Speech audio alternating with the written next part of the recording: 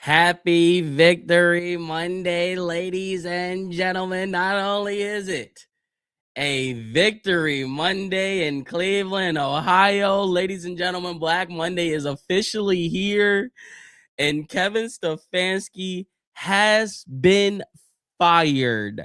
Yes, you heard it correctly. The long-awaited news that we have been just waiting for, no matter what side of the fence you're on.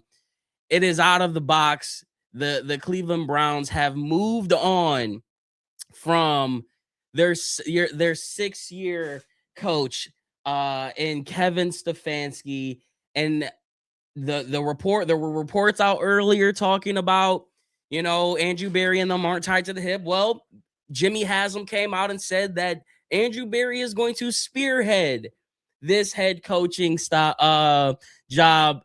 So it seems as if Chef Zay was right again. I mean, I knew they wanted to. No, I'm not going to go down that route. But let's go ahead and get right into. Let's look at what Jimmy Haslam had to say, because he did come out with his little quote. You know what I'm saying? With his little what's it called? Statement. You play stupid games, you win stupid prizes. That is a tweet from Carly Teller. Huh? So literally 20 minutes ago, Carly Teller just came out with this tweet. Hold on. We're already about to get, oh, this is going to be weird. Hold on. Carly Teller, fresh off the press. You play stupid games. You win stupid prizes. Carly, what are you talking about right now? What are we low-key talking about right now, Carly? I don't know. But she talking about something. Let me pull up the tweet now. That's pretty interesting. Because remember the whole Wyatt Teller thing. We remember the back and forth where Wyatt Teller came out after he got benched for performance for what he thought, and then came out with a calf injury. That was not no calf injury. We're talking about Wyatt freaking Teller. Give me a break. There was no damn calf injury. I'd love to get Carly, if you're in the chat right now, I'd love to get an inside scoop. We can get you on the show. You can come on. You can give your analysis. You can give your thought process. We give you the floor. We'll give you the whole damn floor, because I'm interested to know exactly what was said. So it looks like there's two statements here. Hold on. Let's go to the statement board. Everybody see it? We got the statement ready. This is from Jimmy Haslam. That was Andrew Berry's statement. I didn't see his statement yet. Wait. Oh, here we go. So there's three reports. This is Jimmy Haslam. We had tremendous gratitude for Kevin's leadership of the Cleveland Browns over the last 6 years. He's a good football coach and an even better person. We appreciate all his hard work and dedication to our organization, but our results over the last 2 seasons have not been satisfactory. Remember at the preseason where he said 3-14 is not going to cut it. 5-12 didn't cut it either. And we believe a change at the head coaching position is necessary. We wish Kevin, Michelle, and the Stefanski family all the best in the future. Andrew Berry will continue to lead our football operations. Like I told you, that business side of it, he wasn't going nowhere when you can do what Andrew Berry can do in terms of the business. The entirety of our focus is building a team that brings our fans the success they long deserve, and we will continue to work relentlessly towards that goal and invest whatever resources necessary to build a winning football program. Andrew will immediately begin our thorough process to find out outstanding new head coach and leader of our football team. We have an exciting young core to build upon, and Andrew and his team are intent on adding talent to this core and building out a roster that can achieve sustainable success. At least Jimmy Haslam kept his word, right? He told us that it wasn't going to be good enough, and he stuck by it. So major kudos to Jimmy Haslam for keeping his word. Now, this one is from Andrew Berry. I haven't read this one yet. Andrew Berry says this was a difficult decision today and is a tough day for our organization because of the impact Kevin has had and the deep, meaningful relationships he's built across our building. We have great respect for Kevin, who has led our organization through both unique and challenging circumstances over the 6 seasons. Over that time, he has been more than a head coach, but also a partner, friend, and stability and a stabilizing force for our team. He has always led authentically and cared deeply for Browns players, coaches, and staffs, all while investing every ounce of energy into improving our team daily. Most recently, Kevin's steady hand held us through the most important turbulent part of our strategic pivot and transitional period, working with a young team and imperfect roster. He laid a foundation of professionalism while also creating an environment of leaning for a new wave of players, Browns players. I am disappointed that we could not accomplish more together, and the collective underperformance of our group is something I own. We will remain steadfast in our commitment to our fans and building the Browns in an organization that sustains success. Now our attention turns to the search for a person to lead and develop what we believe what will be a young offense with a heavy investment over the next 6 months to match and build on the performance of the young defense that is our okay. So there's a lot of chat GPT fluff in there, but this is interesting. It's our attention turns to the person who can lead and develop with a young offense with heavy investment over the next 6 months to match and build on the performance of the young defense. AJ Brown. AJ Brown. Can I interest you in AJ Brown? I mean, because if you go match the performance from the defense, you got to go out there and you got to swing, right? You're not like as much as we want to bank on the draft again and hoping to draft a receiver, you know what I'm saying, to be that dominant wide receiver one.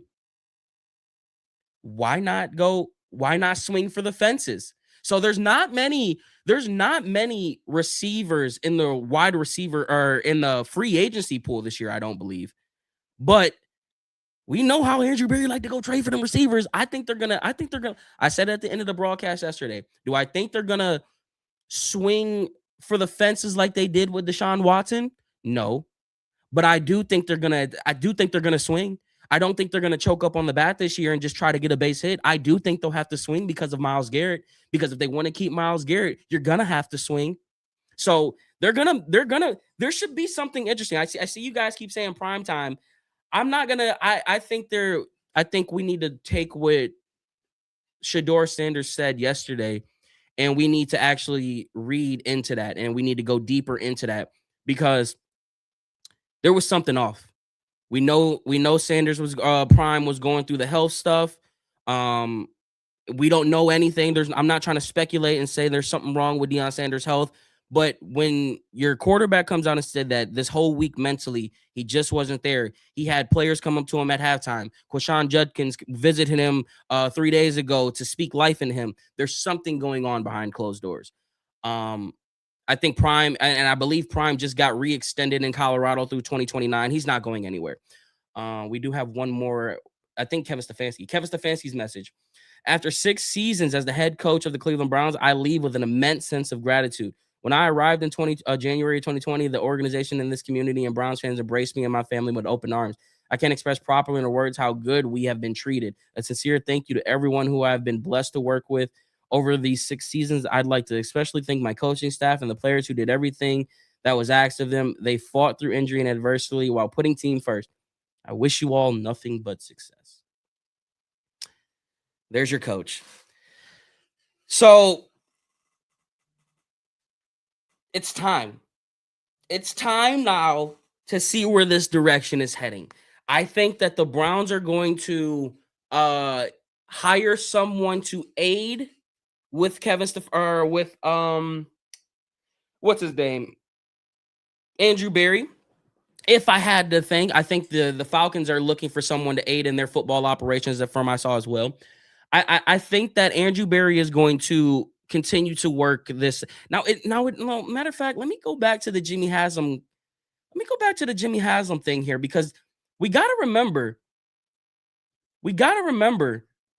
Kevin Stefanski was hired after Andrew Berry, and Jimmy Haslam said that Andrew Berry is gonna get to spearhead, I believe is the term that Adam Schefter reported, spearhead this coaching decision. He did also say that he's going to continue to lead in football operations. So it makes me go back to the Paul T. Podesta thing and how much was he involved um in all of the football operations, because I can't wrap my head around how night and day difference this past draft class was compared to recent years. Now, obviously, we didn't have a first round pick and we didn't have the capital that we did, but it just I don't know. It just I will never know, I guess, unless there's a 30 for 30 that comes out and let us know how deep he was into the operation. But there's got to be something there, because Andrew Berry did a hell of a job this year. So that's gonna be that I can't wait to see what they do in the front office side with Andrew Berry. Is it just gonna be Andrew Berry again, or will they get him a John Dorsey to help him make the football decisions? Now, the coaching thing, that's the question that everybody wants to know. Who are we gonna go to for the coach? I mentioned it yesterday on the broadcast. There's one thing that I'm doing first, and I'm giving Jim Schwartz the opportunity to interview for this job if he wants it. Now, you go back to the very beginning of the press conference when he first got hired as a Cleveland Browns coach, and he talked about how he said that he doesn't have really any interest in being a head coach again. That's the one thing that sits onto my mind. Now, the only reason why I say you give him the due diligence is to give him that is because of the how they've been running their operation. They have think about this. The first report that I saw, it wasn't see, they're saying he has been relieved of his duty. So it is a firing, but the first one that I saw was parted ways. And that was the same terminology that they used for Paul T. Podesta as parted ways. So like it feels like they want to keep stuff in-house. So if you're gonna elevate somebody from within, is Tommy Reese the guy to do that? I don't know. I think Jim Schwartz would have a better number one, he's already been a head coach in the NFL, so he has that experience, but he already has the respect of this locker room. So that's the only reason why I would say if you go within, um, you need to at least go to him and see what if he wants the job. The other thing that I'm doing, the other thing that I'm doing, I'm going to Myles Garrett. I need to know what Myles Garrett thinks and what he prefers as a leader of this team. We saw a giant leap from Myles Garrett this year. A leap that I wasn't sure we would ever see with Myles Garrett. And I no longer have questions about his leadership and how he leads because he was never the vocal guy. Somehow, some way, it flipped. Now, I like to credit it to his lady. I think that lady gave him a little bit of extra mojo and a little pep in his step because he talking a little different. He feeling himself a little different. He a little different. And I think that may have helped. But I need to know what Myles thinks. We can't lose Myles. And what you need to go to him and say, as a defensive player, there are probably some candidates who have been on the offensive side of the ball who have played against us. Is there anybody that you have your mind on? So I'm not going to give him the end all be all, but I need to know Myles Garrett needs to be in that room when we talk about this coaching decision, because you cannot, if you are serious about giving the fans and what Jimmy Haslam said, if you are serious about the building a team that brings our fans the success they long deserve, that includes having Myles Garrett on your team and actually trying to win a Super Bowl with him and not trying to gain as much capital as you possibly can with Myles Garrett. Hold on.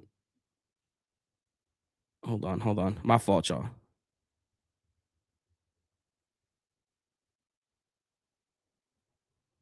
My fault. I got a quick text message. I just got a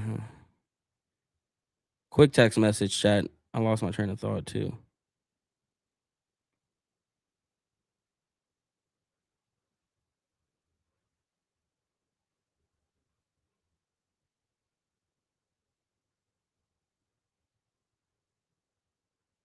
Okay. So where did I leave off? Where did I leave off? Um,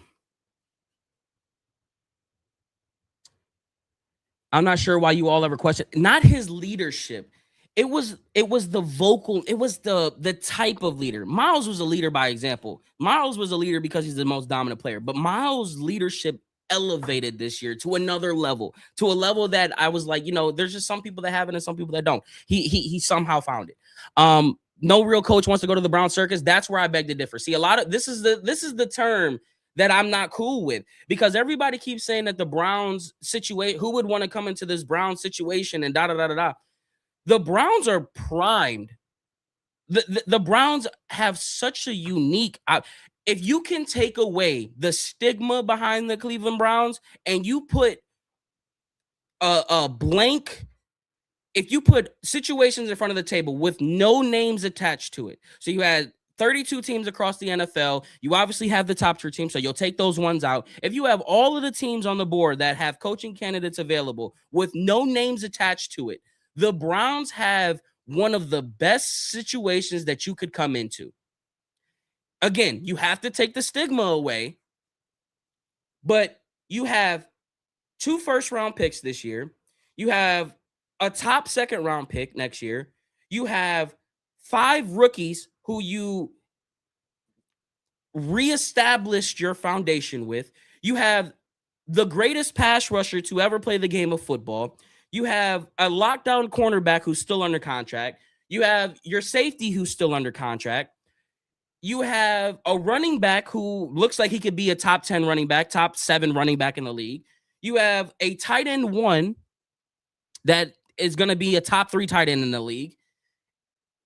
And you have a potential gold mine in Shedeur Sanders. If you are so confident in your coaching abilities and you are so confident, and I'm talking about a quarterback guru, a quarterback guy, I think the coach that we hire is going to have to be really good with quarterbacks, or the offensive coordinator that is hired has to be really good with quarterbacks, because the plan, like, as much as we want to sit here and talk about, well, you got to let Shedeur go, you got to let Deshaun go, you got to let go, all these players go, and just go draft a quarterback and da da da da.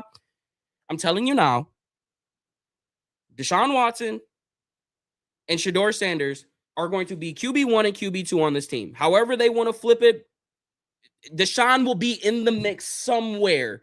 And you're going to have to let me know how you're going to operate the quarterback room right now.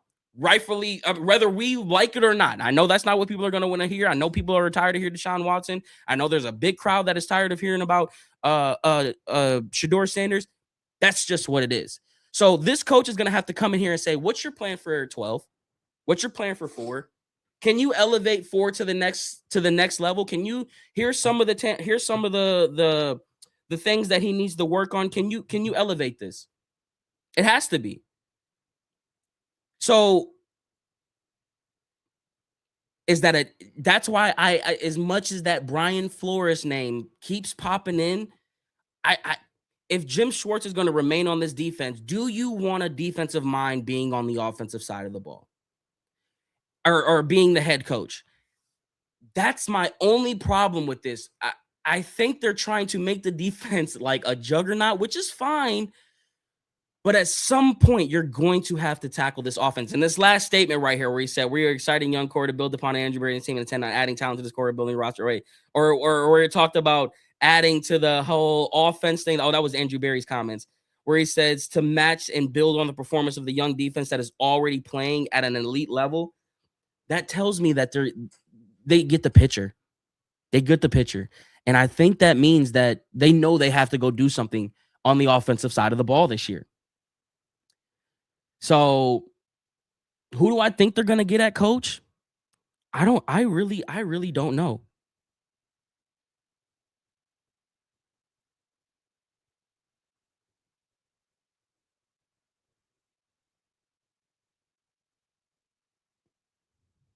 My fault.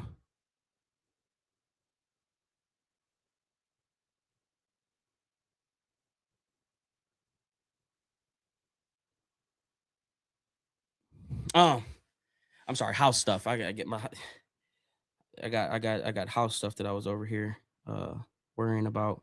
But yeah, where did I leave off at? I'm sorry, guys. I keep getting distracted. Um, Obviously, Harbaugh is going to be.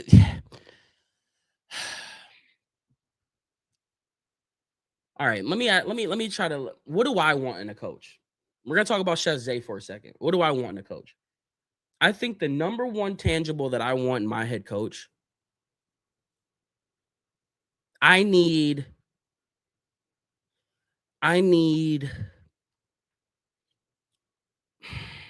It sounds weird if I put it that way. I need an emotional leader on this team. I need I need a leader of men. I need someone like an example. And I know people hate when I use Mike Tomlin and the Steelers as an example. But yesterday on the sideline, when the Steelers needed that extra jolt and that extra, is there a press conference out? Is there a presser out? Hold on. Is there a press conference out? Oh my gosh. Screw what I'm saying. There is. Hold on. Win 8 games in 2 years is horrible. It's totally unacceptable, okay? And it's not going to continue, okay? And I want the fans to know we are as frustrated as you are, and we hear a lot from our fans, which we actually appreciate. We have great fans. They're extremely passionate, and they deserve better than what they've gotten the last 2 years, okay? No, I don't need to say anything else. We are going to give you a better product. Our sole goal here is to be a consistent winner, not make the playoffs in 20 and then make it again in 23, not win 8 games in 2 years. That's not what we're trying to do. That's not acceptable. Our fans deserve better. We'll start the head coach search literally this afternoon. Andrew Berry will lead that effort. Key members of his organization as well as ownership will be involved in the process. You all have been through these processes before, and I think we have a good plan laid out. I want to comment on Andrew because I know there's questions out there. Well, why didn't you change both of them? Or why didn't you change Andrew and not Kevin? And I would say this. I think Andrew, over the last year, has done a very good job. And I want to go through that because I think it's important to talk about the moves he made to strengthen our team, okay? I think it began with what I would call a very efficient free agency. We added one player, and that player made a substantial difference in our football team, and that was Malik Collins. Malik is not only a really good player, he's a really good person who is a leader on our defense, a leader in the defensive line room. Andrew negotiated a trade a week or two before the draft started, in which we added 3 draft picks, 2 last year, a second and a fourth or a fifth, and a first this year, okay? Then I think we had one of the better drafts that we've ever had. I think we added 4 really good football players who were either first team all-rookie or second team all-rookie, and I think Carson has a really good chance to be the NFL Rookie of the Year, defensive Rookie of the Year. I think what's important to understand about our rookies, though, and you all see them, you all know them, they're not only really good players, they're really good people. They will be the cornerstone with which we'll build and grow and develop this winning team. But I think it would be short-sighted to not just look at free agency, not just look at the draft, but also to look at a couple of other moves Andrew made. We have struggled to have a consistent place kicker here really the whole time we've earned the team. And I guess the way we started this year, you'd say, well, looks like you're continuing to struggle. Our grandsons were at the game, and we were coming back to Cleveland last night, and I said, Andre Schmidt is a great lesson of when you fail, pick yourself up, persevere, and good things will happen. And the signing of Andre and bringing him on, holding with him that first week when everybody was saying you need to cut him, you need a new kicker, I think we've hopefully solved our place kicking woes for a long time. Quality person, the team believes in him, and we're glad to have him. And then lastly, I think something that's underappreciated was the Tyson Campbell trade. Tyson is, here again, a really good player and a really good person. And I think all you need to know about Tyson is he has been playing with a bad shoulder for several weeks. We were unsure if he's going to go play, got hurt in the first half. He went in, got treatment, came back and tried to play in the second half of a game where we were trying to win our 5th game. It wasn't like we were trying to make the playoffs. I think this year we not only added, and I'm repeating myself on purpose, really good players, but also really good people. And I think that core that Andrew has put together this year will help move us forward. We hope to have similar results this coming year. We'll take a couple questions. Yeah, let me just say this. One thing, Peter. The next 120 days are crucial for the organization, okay? We've got to find the right head coach. We've got to be efficient again in free agency. We have 10 draft picks, including 2 number ones. We have 4 picks in the top 3 rounds, okay? And we've got to get really good players who are really good people again. We've got to be opportunistic if trade opportunities come along. We are solely focused on having a great 120 days so we can start winning games around here. All right, I'll take questions. Jimmy, did Kevin have any chance when he came in this morning to save his job based on the fact that— No, he just told you that, Mary. Come on. You know, I don't think those decisions are made over, Like, I think those decisions tend to be made over a period of time. thank you. Like, I'll leave the conversations we had with Kevin between us because I think he deserves that respect. come on, Mary. Will Jim Schwartz be a candidate for the head coach? You know, we haven't looked at that yet. I would say this, we think a lot of Jim Schwartz. Jimmy, less than 6 months ago, you gave Kevin Stefanski and Andrew very big shows of support. You said that you need to rebuild the foundation of the team, and you also said that you would give Kevin the opportunity to work with a quarterback. Obviously, 5 wins might not, in your eyes, wasn't good enough. But what was the breaking point, especially given your comments? I don't think there was one breaking point. I think you got to look at the body of work, and sometimes it's just time for a change. So we felt like it was time for a change. Jimmy's grown, boys. I'm telling y'all. I keep telling y'all about Jimmy. It's easy for me to say yes. So yeah, I think it was good enough to win more games. What feedback did you get from players? It was good enough. I keep telling you that. And how much did you? Oh my God. We take into account a broad array of comments, thoughts, data, et cetera, when making a decision like this.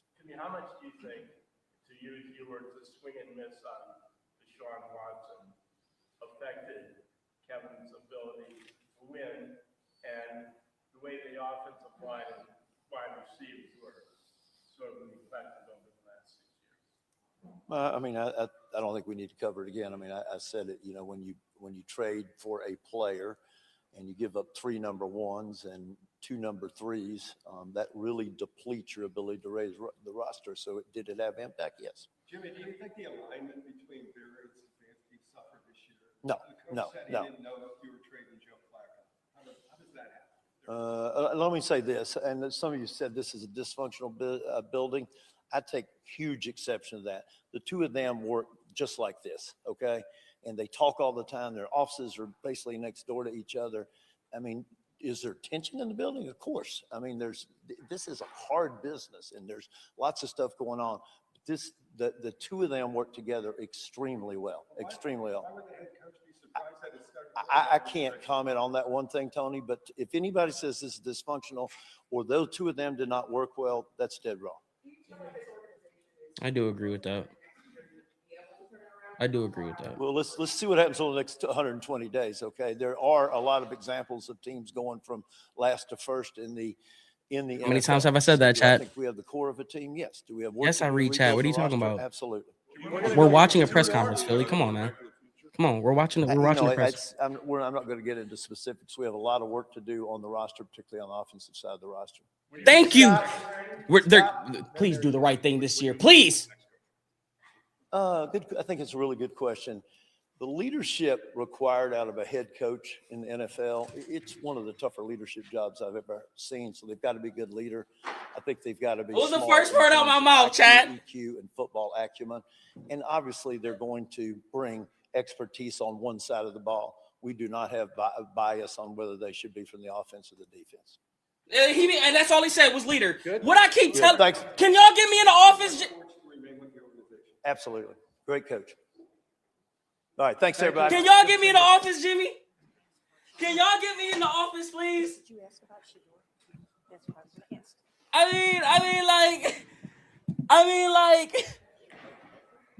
What I said I want a leader. It gotta be the leadership. He has to have the personality.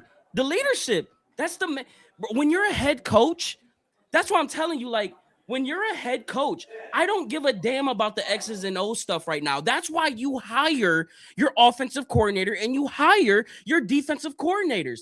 I need my head coach to be a head coach. I need him to be a leader. I need him on the sidelines when things are starting to fall apart. Like Mike Tomlin, like the example I was about to give y'all, Mike Tomlin was on the sideline. They show 4 different clips of him hyping up players from different position groups. Like, I need my head coach to be a leader of men. It is the most important asset. It is the most important quality to have when you are a head coach. The X's and O's don't give it. That's what the offensive coordinator is for. That's what the defensive coordinator is for. What is your head coaching tangibles are like? That's why I said it was never a personality. It was never, oh, I don't like Kevin Stefanski because of the person or this and that. It was strictly his leadership qualities, his leadership tangibles just weren't what this team specifically needed. That's why I always say, what's the example I always give you guys? Had Kevin Stefanski been the coach 10, 15 years ago, 17 years ago, I guarantee you Kevin Stefanski would have been here for 10 years or longer because he would have fit that era of football. He would have fit that mold. You would have been able to maneuver differently because of what the Cleveland Browns had been during that time period. But right now, when you have those, in the words of Shador, them young, hungry dogs, and you have a specific type of group, like think about Kevin Stefanski trying to lead a Ray Lewis. It's not happening. You know what I'm saying? Like, you need a specific, it took a specific coach to be able to get the most out of the best Ravens defense and let Trent Dilfer go out there and win a Super Bowl. Think about how Doug Peterson elevated Nick Foles to become the quarterback that he was during that Super Bowl stretch. The head coach, the one thing that you need your head coach to be, the one thing, he has to be the perfect leader. You don't have to be perfect than anywhere else, but you have to have the respect of the locker room. Will there be differences in the locker room? Yeah. Will there be sometimes where you look at the head coach and be like, I don't like that? Yes. But at the end of the day, you can never lose the respect of your head coach. And Kevin Stefanski lost that respect when he called out Jameis Winston after calling out Deshaun Watson, and Deshaun Watson told him, no, you don't do that.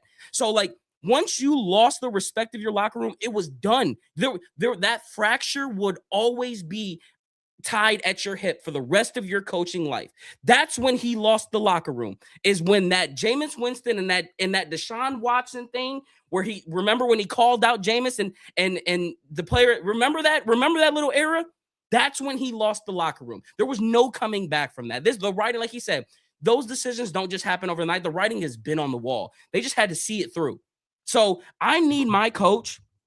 And like he said at the end of the press conference, he said, I guess he doesn't have a preference and whether it's a defensive-minded guy or an offensive-minded guy. So that really does keep the Brian Flores window wide open, which if they do decide to go the Brian Flores route, does that mean that this is the end of Jim Schwartz? I don't know. It could be.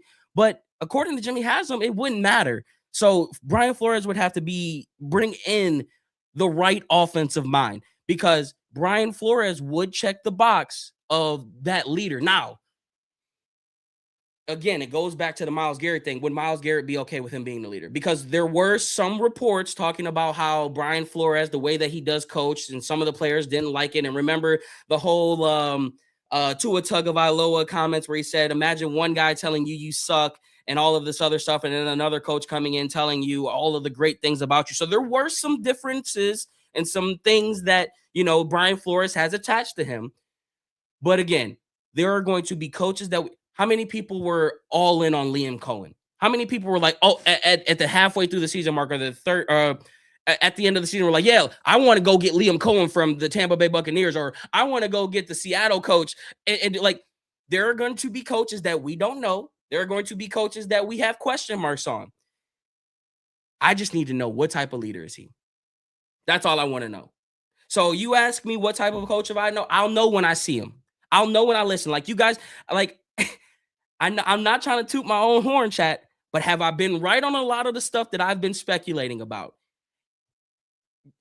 because Jimmy Haslam pretty much just came out and basically have been saying things that I have been saying this entire freaking year. So I don't know, man. This is gonna be interesting. I think we are finally going to get our gift or our wish, and I do think that we are going to get the offensive haul this year, or the Cliff Kingsbury. I saw the name Cliff Kingsbury. I would not mind Cliff Kingsbury as the offensive coordinator. I wouldn't mind it. I wouldn't mind Jason Garrett as an offensive coordinator. I wouldn't mind Mike McDaniel as an offensive coordinator. Offensive coordinator needs to be that guru. Get me the coach. What's the coach gonna look like? What's the coach gonna look like? I'm getting excited again. We got 120 days, like they said, but like backtrack again. I told you guys, just like I told y'all about Jerry Jeudy and how we need to just relax on him. Remember a few weeks ago, I'm like, Jimmy Haslam has grown, guys. Like, we have watched Jimmy Haslam buy this team for $1 billion. We have watched Jimmy Haslam draft Johnny Manziel and then text down to Michael and fracture the coaching between Mike Pennant and this team, and a team that was sitting at 7-4 and at the top of the division for 1 week, only to crumble and lose a couple games in a row with Brian Hoyer, to forcing Johnny Manziel to coming into play. Then we saw Jimmy Haslam grow from that and go get a John Dorsey and let the football guy do football things. And then we saw John Dorsey dabble in again and make another swing for a miss, but this time actually doing what fans want to do, and your owner go out and be aggressive. It didn't work. Since Jimmy Haslam has taken over this team, has it been pretty? No, it's not. It was not. I'd be a liar. Or you could call me whatever you want if I sat here and say that things have been good with Jimmy Haslam. But if we're gonna sit here and neglect the fact that Jimmy Haslam has literally, like, we want to talk about growth. We are in a world now where you can't even see growth because we are so what happened for you recently, or remember when he did that dreadful thing and traded for Deshaun Watson? Oh man, he will never be the owner that we want.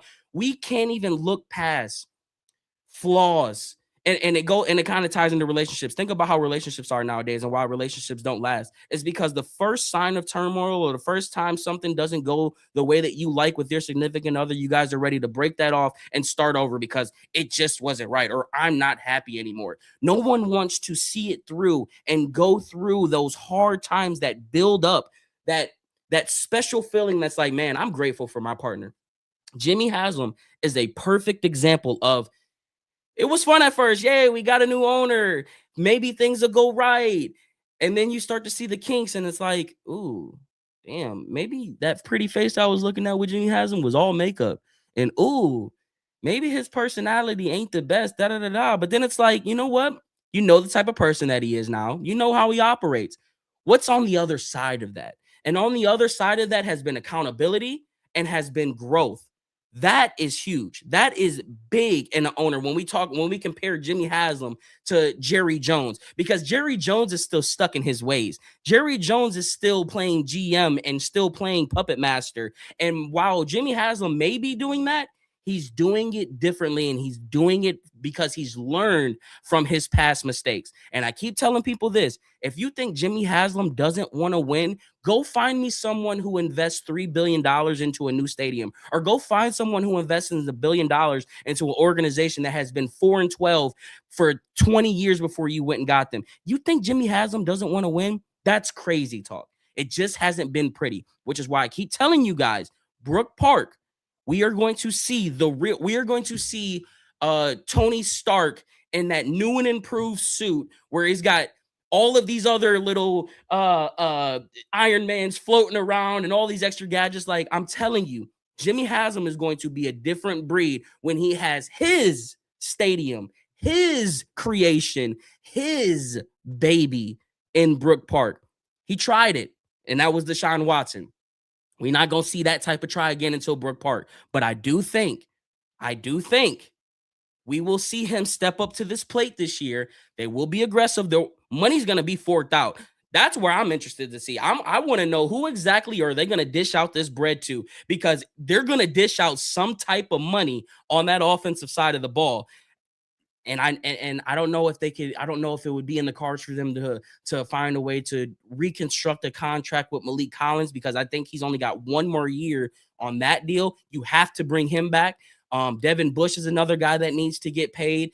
But I think that's really it. Tyson Campbell is still under contract, so you don't have to worry about that. Martin Emerson is a free agent this year, so you are going to have a decision with him. Will Martin Emerson be comfortable taking less money? A lot of the money that needs to be handed out is on that defensive side of the ball. David Njoku is a free agent this year. I've got a source that told me from the horse's mouth that it's already set in stone. David Njoku is gone. It's just a matter of where he's going to end up. So it looks as if David Njoku is going to be gone. Wyatt Teller, the way that they ended, and we saw Carly Teller put out that tweet talking about play stupid game, win stupid prizes. He's probably gone. Joe Petonio more than likely is probably going to retire. Jerry Jeudy is still under contract. Judd is on a rookie contract. Sanson's on a rookie contract. Fannon's on a rookie contract. You can retool your entire offensive line, which is going to be on rookie contracts. You are going to have enough money to make one big stab at an offensive position, which is why my mind keep going to a player that may not be likely, but A.J. Brown feels more realistic than it ever has today than it did last week or the year before, because I know that there is money to be spent on that offensive side of the ball, because we know that they have the draft capital, and we probably know that they are going to go offensive line in this draft. Will they take a receiver? Probably. Another thing we know about Andrew Berry is how much he values that receiver position. Was that Paul Podesta or was that Andrew Berry? Yet to be determined. But I do think that this might be the year that Jimmy Haslam looks at or that Andrew Berry looks at this and be like, okay, it might be time to go ahead and take a big stab at this receiver position.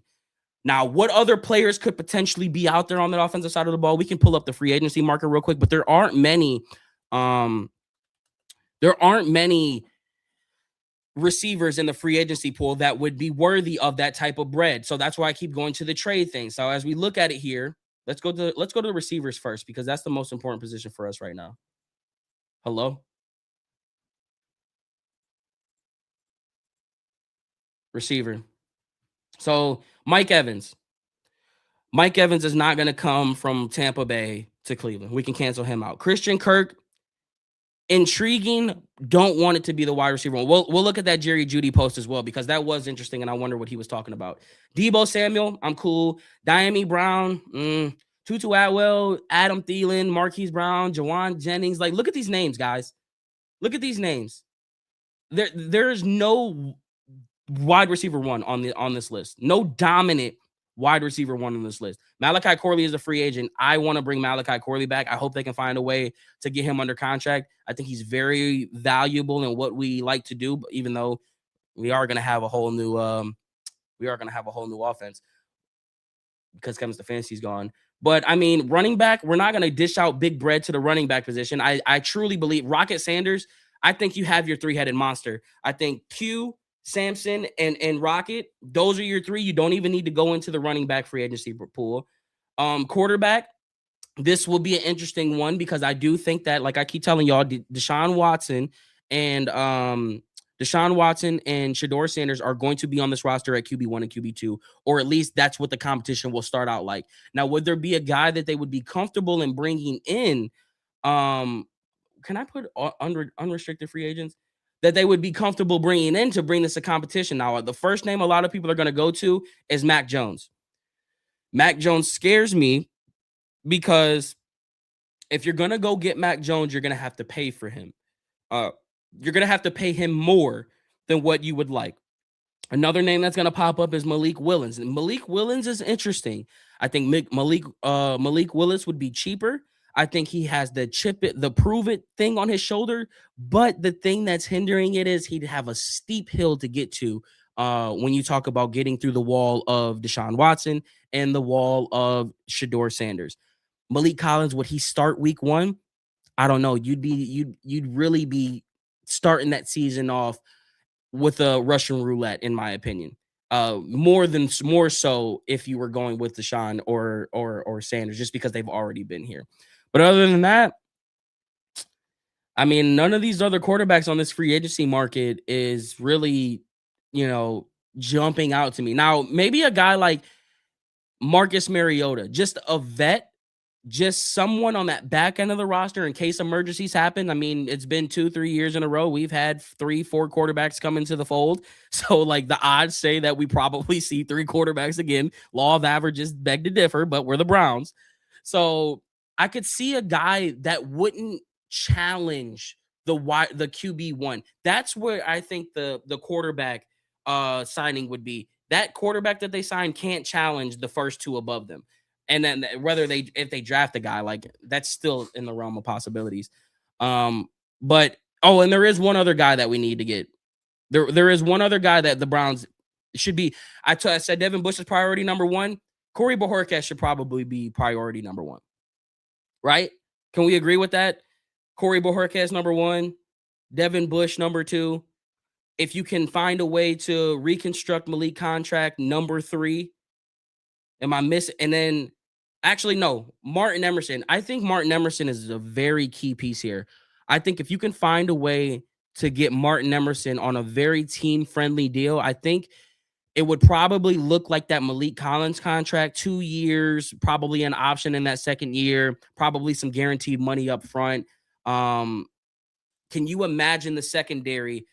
We already saw a glimpse of what Greg Newsome, Emerson, and Ward did the first time around. Tyson Campbell is bigger, physical, stronger than what Newsome was. Those 3 with a Delpit, potentially a Caleb Downs, just, throwing a hypothetical in there. With the linebacking core, this defense ain't gonna be nothing to play with, which is why I'm more excited now because I heard Jimmy Haslam talk about the offense. And if there's one thing we know about this organization, they give us the breadcrumbs to follow, and that was more than a breadcrumb. That was a piece of cheese on a mousetrap that wasn't set, and he was just like, "Here, you can have this one as a snack. We may trap you another day, but take this little piece of cheese and run with it." They've been telling us, they've always told us the plan. Myself, I'll take a lot of accountability on this. Myself tends to get a little bit, overboard, and I can get a little excited. You know what I'm saying? I'm not gonna say I can't. But it is what it is. George Pickens, is he a free agent this year? He's not. Is he a free agent this year? I would be ecstatic to have a George Pickens, but I'm not gonna lie. I really want. Oh yeah, the Jerry Jeudy. I want a big specimen.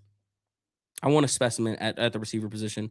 I want somebody that's gonna strike fear, in the DB's heart every time he lines up across him. I want that DB to look over to him and be like, I hope he dropped his ball because I don't want to tackle him. That's what I really want. Wait a minute. Did Jeudy have Brown stuff on his account? Because it's not there anymore. Wait. Did Jerry Jeudy ever have Brown stuff in his Twitter account? Let's check the IG. Does the IG good still, chat? Is Jerry Jeudy IG still got Brown stuff on it? Because that would be a bigger tell.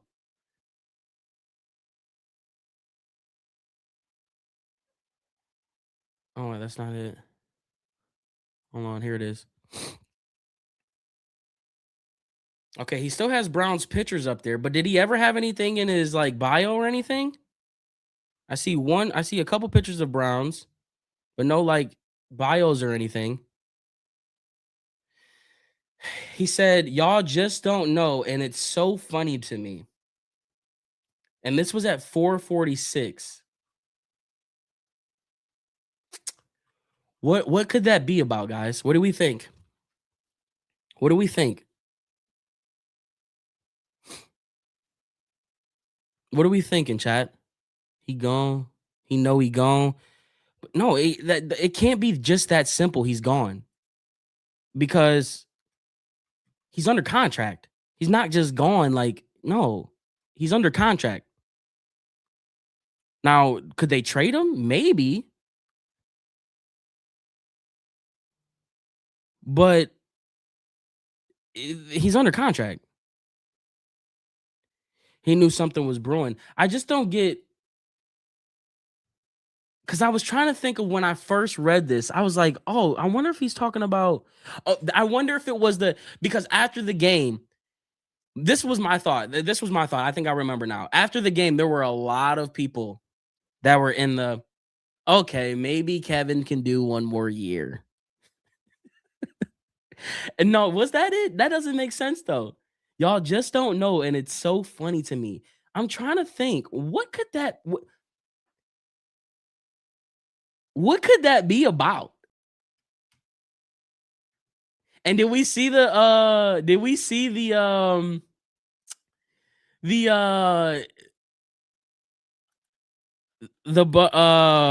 post game speech from Stefanski? Now that he's gone, I'm talking about it. Now that it's gone, there was definitely something there between him and Shador. Can we not, like, your rookie quarterback who was going through something mentally, who made it known he was going through something mentally, led a game-winning drive after stinking up the entire game. Shador played his worst game by far, and he led. He had a third down completion to a rookie as he stepped up in the pocket and climbed the pocket to make the pass. He made another conversion to Jerry Jeudy, who had dropped every pass he basically threw on one of the biggest plays of the game to set them up for field goal position. And he did not mention that one time. He just said, good job with the young guys going down there and getting it. I'm like, your rookie just led that. What are we talking about? But the post game was.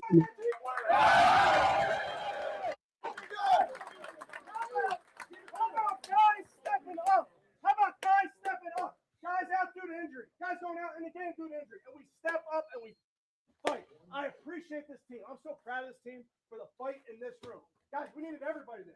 We needed everybody. We needed offense, defense, special teams. Hey, when I first watched this was the prototypical.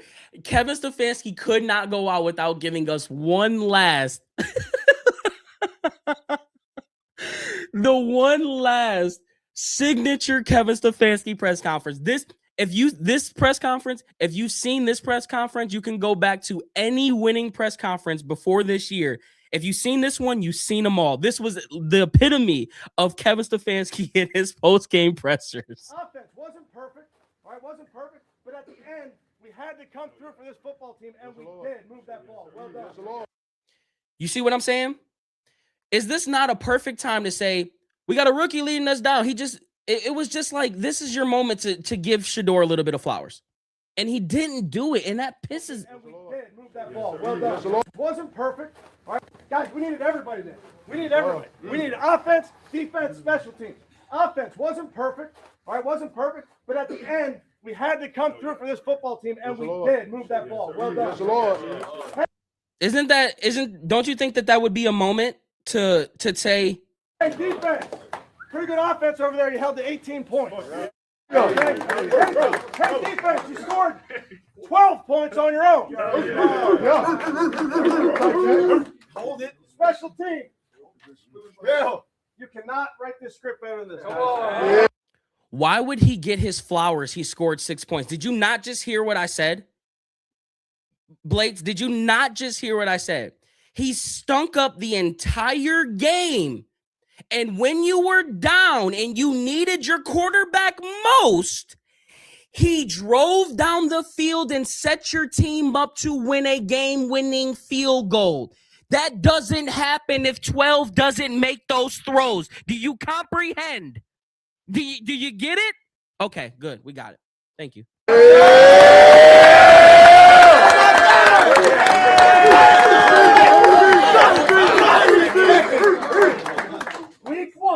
Week one, right? We struggled as a football team. And we stuck with you because we believe in you. All right? I'm proud of you. This one's for you. Okay. And then, this is the greatest team sport there is. All right? I love this game. I love everything that goes with it. But I also know something happened today in this game that has never happened. That has never happened. That has never happened in the history of the NFL. In the history of the NFL. You're new sack champions.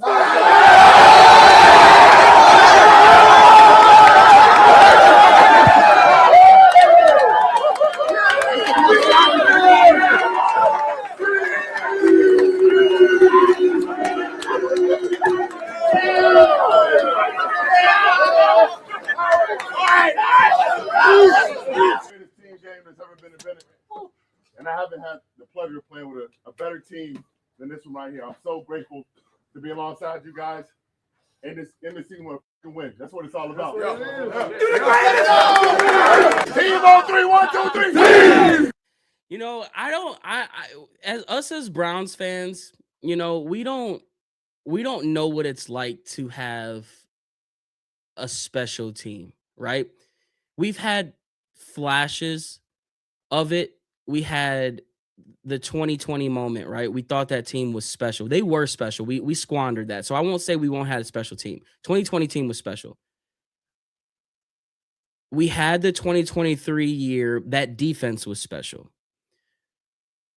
But I wish I had something to go off of, or if there's other organizations out there that had that moment as a fan that they felt and was just like, something feels different about this team. And I think I've had that moment this year with this team because I kind of mentioned it on the broadcast yesterday. You know, this is a team for the first time in a Browns team that I can remember where they have truly gone through the highest of the highs and the lowest of the lows. Usually when we go through a certain period of high, there's some type of change, right? Or the expectation falls short, or there's an injury, or there's something, and it just feels like you can see the team. I don't want to say completely fractured, but like you can sense that the team isn't as together as you would like them. This team has potential to be very, very special. And we could be talking about having team players be on this team for another 5 years and looking at players and being like, man, they've been on our team for 10 seasons. The reason why these last 2 games were so special was because you have, and I've already named these guys, Myles Garrett, Joe Patonio, Wyatt Teller, Denzel Ward, Grant Delpit, and who am I missing? David Njoku. Those 6 players have been on some very, very, very, very bad teams, and they had that little success in 2020 and 2021 or 2023, and they've had that bit of success. This shows you what these guys are truly made of, because how easy would it have been for this team to check out in week 9? Like, let's keep it a buck. Week 8, week 7. How easy would it have been for Myles Garrett to just sit out and not play and have an injury? Or how easy would it have been for the defense, who had a top 1-2 defense, to just, you know what, lay down? Like, in past years, we've seen Browns teams just like, man, they don't care. I think back to that 2021 season at the end, or that 2022 season at the end of the year, and I vividly remember watching that Saints game, and I'm just like, these guys don't want to be on the field. I didn't get that this year, man. Not one time that I look over and was like, these boys are giving up. I did have that feel the first drive. What was that? 3 weeks ago, chat? Was that 3 weeks ago? It might have been 3 weeks ago. I was like, oh my gosh, this looks terrible. But in terms of the togetherness and how they stuck with this, I haven't felt the Browns team in my life that was like, oh man, if they can build upon this, this has the moxie to be special. It has true moxie to look up and be like, ain't nothing gonna tear these boys apart, which is why you guys keep asking me, what do I want in my head coach? I need a leader of men. I need the perfect leader for this team. Because if you can get the leader for this team, the sky's the limit. Sky is truly the limit. And I'm going to stick with that, and I'm going to believe it. And if we get the right coach, you bet your bottom dollar I am going to hype up the beginning of this season better than I have hyped up any season in my life, because we just watched a freaking Jacksonville Jaguar team lose 13 games the year before, or 12 games the year before, and win 13 games the very next year. Don't tell me it's not possible. Don't tell me it's not possible, because the pick that we traded and thought was going to be a top 10 pick can be no worse than number 28. So if you get the right leader in this bad boy, we can make a huge jump. So I will be hyped up if we get a coach that is well sought after. Like, if we get that coach and it's like, oh, snap, y'all better watch out. Like, oh, y'all hated me with Shador. Y'all really gonna hate me when we get a coach. Like, I may do it for John Gruden. I'm not gonna lie to you. I may do it for John Gruden. But again, Myles Garrett has to have the sign off. I know that sounds crazy. I know that sounds asinine. I know that sounds stupid to say for a guy who could potentially leave us out to dry. Myles Garrett needs to sign off on the next head coach. That is 100% a must. I'm not saying he's the determining factor on if of it, but like, if you know that he's not very fond of it, know that there's a possibility he's gonna be up out of here. Myles Garrett needs to have a major say in what goes on in this next coaching staff. And I'm sorry if you don't agree with me, but that's just the way I feel. That's just the way I feel. Did we get any other press conferences? We didn't get an Andrew Berry press conference, huh? That's kind of disappointing. I would have low-key loved it. Let's watch the video. The best fans in the National Football League, the best fans in the world, Browns backers around the world. I can't tell you how appreciative I am of the support that you guys give this football team. We feed off your energy. Let's go! We have, to our fans, the best fans in the National Football League, the best fans in the world, Browns backers around the world. And see, this is why this is Exhibit A again. This is a prime example. Anyone else notice what I'm noticing? Just listen one more time. To our fans, the best fans in the National Football League, the best fans in the world, Browns backers around the world. I can't tell you how appreciative I am of the support that you guys give this football team. We feed off your energy. It feels like it's scripted. Thank you, Brady. Thank you. I'm so good. See, this is what I knew y'all knew, but I knew the Crockpot community was here with it. This don't even feel genuine. This just feel like he's reading it off of a freaking script. Like, you can't give me an authentic, raw emotion. Like, let's go! We have the best fans in the National Football League. They have supported us. They've supported this football team. Home field advantage is a very, very real thing. I'm so proud of this team, guys. We're not perfect. All right, we're not perfect. How about that teammate game right there? Yeah! How about supporting each other? That's what it's about in this team game. When we push each other, when we pick each other up. I appreciate how you guys work. Team on three. 1, 2, 3. yeah, I'm ready for it. I'm so ready. Who brought out the AI? I'm just ready, man. Like, this is a huge moment for Andrew Berry. This is big for the organization, because, you know, I keep talking about Brook Park and how I don't think that they're all the way bought in until then. I still stand by that, despite Jimmy Haslam, comments today. But you're gonna have a real tough time convincing players and coaches and people to come into Cleveland if you mess these next 3 years up. You have to gain that respect again, like you got from 2023. You think back to that 2023 season, they brought in a player. What was his name? The linebacker. Damn, I had his name on my. What was the linebacker's name? He got injured. Damn, what was his name? He came from the Vikings. Jordan Hicks. When they signed Jordan Hicks, remember, he said, I took less money to come play for Jim Schwartz in this defense. For the first time in my fandom, that was the first time I had ever heard a player say that they took less money to come to Cleveland to play for a certain coach or for a certain team. That went out the window that very next season. We became the laughing stock of the NFL again. We came right back to being Browns as the Browns, the whole shebang. The Browns have to be respectable these next few years if they want to get back to that point where teams are like, you know what, I want to come play for that coach, or I want to come play next to that player. Because right now we are still hanging in the balance of, well, Browns is the Browns, and yeah, another 5-win season, and yeah, all this other stuff. Titans have requested, so Titans are already looking for a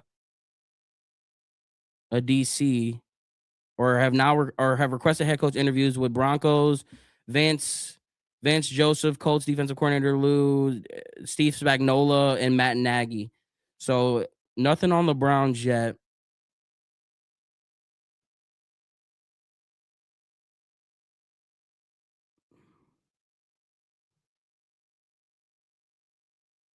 GM for the Giants is back, so yeah. No, nothing on nothing on the Browns on the head coaching thing yet. So who's our candidates? Everyone. Everyone. So you guys know, let's try to brainstorm this a little bit. Who would align?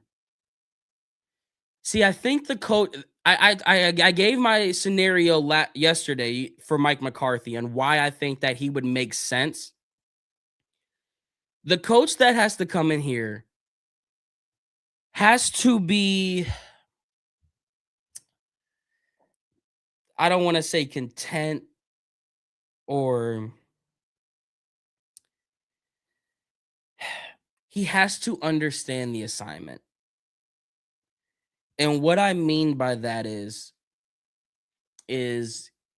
he has to know that he's not going to come in this organization and have a Mike Tomlin pool, a Bill Belichick pool, a John Dorsey pool,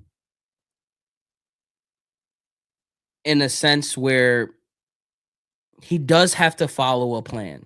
He does have to be in alignment with what the plan is.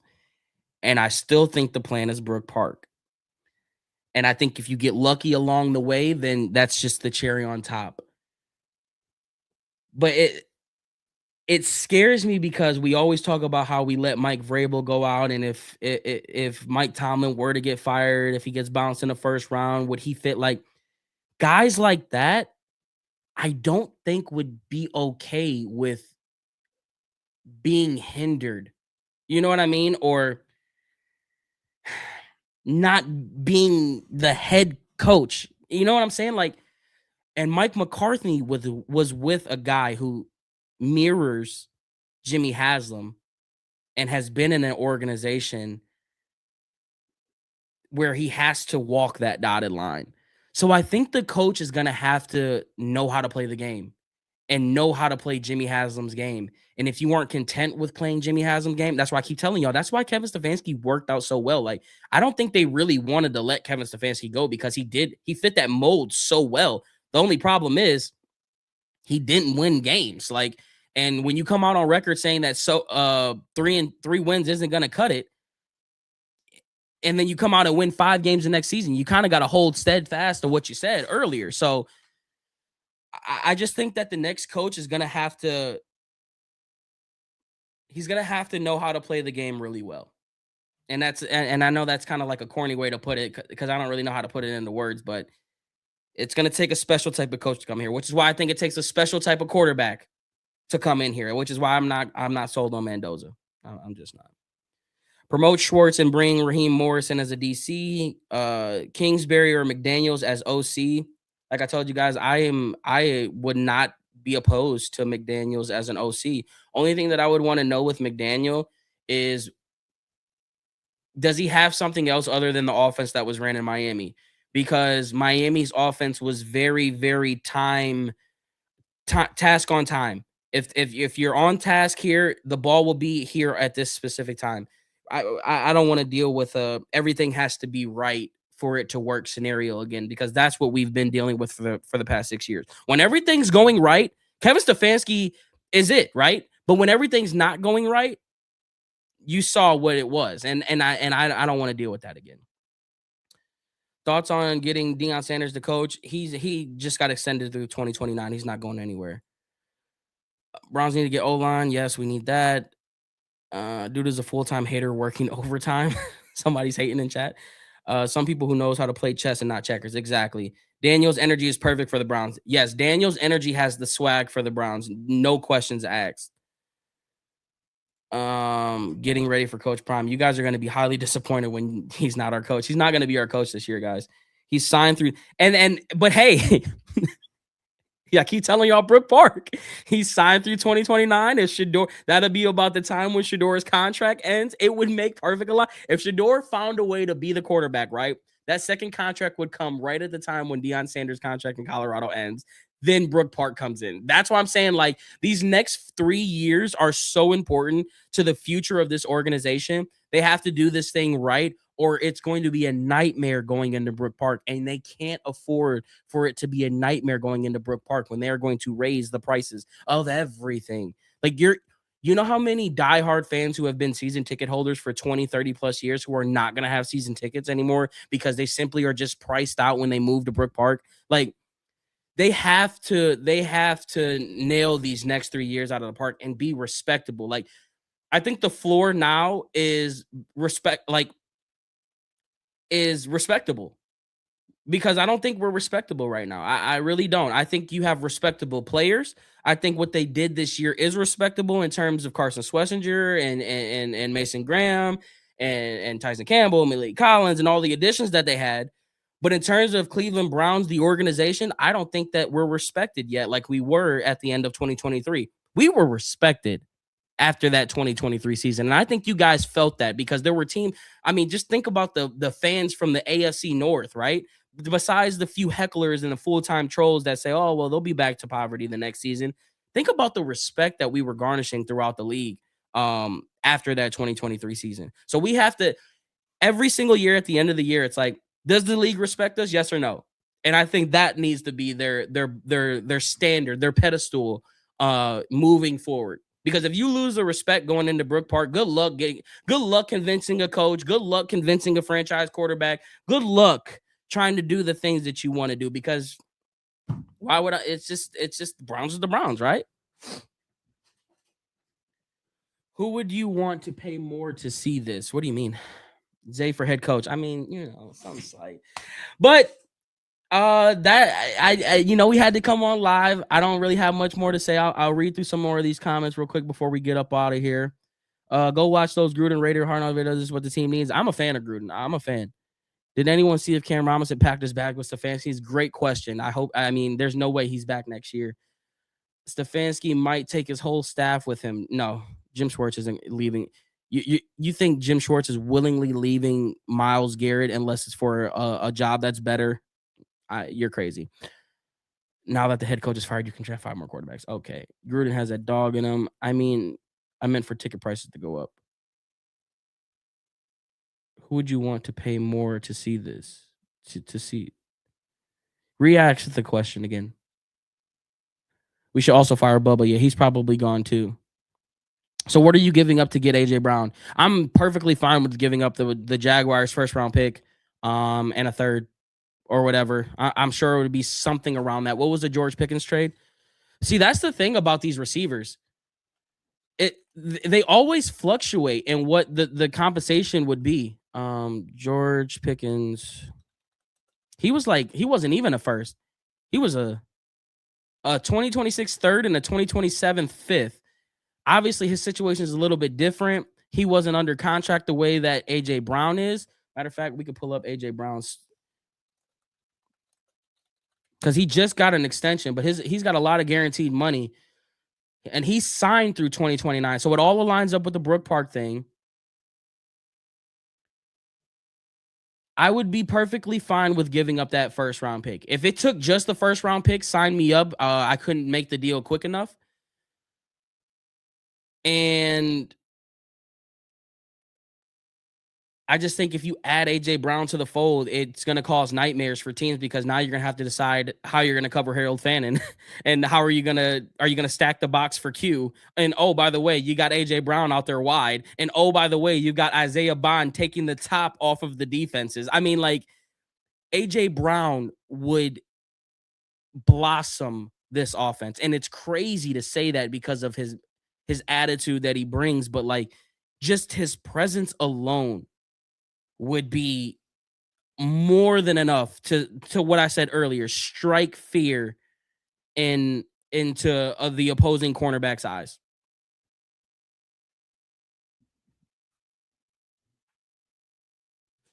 What's up, Tony? You're late, brother. We're getting out of here. We're about to get up out of here. Jimmy said Andrew Best press conference will be available at 12:30. Yeah, we're not staying on that line that long. I have curiosity on Gruden. I think him and Shorts would have similar personalities and leaderships and discipline. I meant to say, who would you want to pay more for tickets to see a 3 to 5 win team if nothing changes? Well, yeah, that's what I'm saying. Like, you're gonna price out all of those guys anyway. I think the only way that these diehard fans are gonna retain their tickets is if they're winning. Players' press conferences are right now. Oh wow, look at that. I think I did what I was able to do, and I definitely grew from a lot of things, and I got experience now, so I'm always the same, like confidence-wise. Something's still I'm going on there. with Shador. I don't like it, But man. You can see it. like that's not in my hands. Like that's not my decisions. I can't speak on what other people feel. Is there any reports on Deion Sanders right now? Like something is off. Kind of weird. Like this might be the first time going to offseason not knowing who the head coach is for outside of last season. Yeah, well, this year been the first year with a different head coach than Pop. So that was the adjustment off rip, and it was cool. It was straight. Like building He is so different distracted. relationships, like in different circumstances, situations, which is always good to have those life goals and have those life lessons around. Just to have them on building blocks, so then you prepared in any situation. So that's what this last year, pretty much been. What are your plans for the off season to get better? Yeah, of course. First and foremost, I gotta go see Shiloh. Go hang out with him for a bit. I heard he got some Christmas gifts for me. So This is the second go time he see about mentioned that probably Shiloh. tomorrow or something. Then after that, really just be with the family. Then get back to work and connect them with the guys earlier. Connect them with just overall just getting better. Looking at everything that happened this year and what transpired, and going into He's next Barry's year with guy. a Barry's fresh mind. safe. Shador, I know you talked a few weeks about wanting to find more wins. That you felt like the wins were the things missing. So just like how important is it for you to end the season having won these last two games? I feel like the way we ended the season was cool. I think it was cool. I think overall, like as a quarterback, I showed different pieces in different You did. games, to all add up to one complete quarterback. And that's what I had to get to, in those situations, red zone situations, field goal situations, third down situations, where you at on the field situations. So it was a lot of situations that was good. I feel like this was a good learning year for me, and I'm excited for it because, like I say, like moving forward, I'll be prepared. I'll have actual realistic reps versus players and versus other players on other teams and everything. So I'm excited for this off season, like knowing and understand what to expect and what I'm gonna get. With that said, what does your offseason need to look like for you to feel like you've come into this next year with a good platform? Like it always been. Yeah, the work always be the same, So that's one thing. That's one thing us like as a family, as just being a Sanders, like that's what work is. And we always continue to do it. So just working, but know what you're working towards and know the opponent. Who informed the players that this happened? You said you just found out 2 minutes I think social media informed the players first. So I think that's all right. Now this is getting sticky business here. As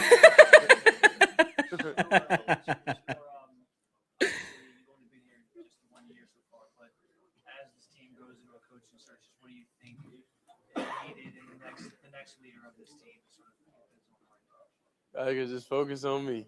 I can just focus on what I could do and getting better and the players and the teammates that we got.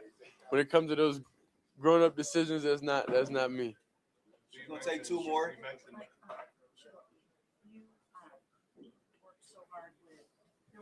Yo, guys, drop a like on the YouTube stream if you could. I appreciate it, man. Sub up too if you from TikTok. I appreciate y'all. Can we get to 75 likes? I got 129 people on YouTube. I'd appreciate it a lot. I appreciate y'all, man. It helps a lot. Shout out to the 41 that already did it.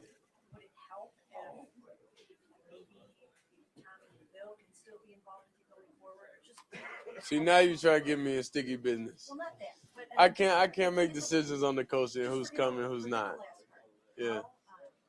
Just how important was it to your development what Bill and Tommy and Kevin all did to help you get? Yeah, but it's those coaches and also it's other coaches also, that all poured into me and that helped me throughout everything. So definitely, it take a village. It take a village to grow someone and help you in places that you need help with, and just talking in perspective, just being humans with each other, So it take a village to raise one. I mentioned getting more reps against other teams and having a full off season and that. Does that mean that the franchise kind of came to you and said they want you to be their franchise quarterback going forward? Nah, I just went off simple facts of from last year to this year, like not playing in the league, and this year playing in the league, knowing what you like, what you don't like, knowing what you do good, what you don't do good, and just knowing the strengths and weaknesses and knowing how people game plan, also knowing how teams will attack or take things away. So it's a whole deep dive that you have to dive into when it comes to this off season and mentally, like getting there and preparing everybody, whether it's the connection with the receivers and everybody, to have that type of feeling, to have that it factor, to have those moments to where it could be risky plays, but it's always going to fall in our direction. So it takes a lot of relationships, and that's what I'm happy this offseason I'll be able to build with those guys and whoever is coming to the program. Appreciate it. Thanks for everything, sure.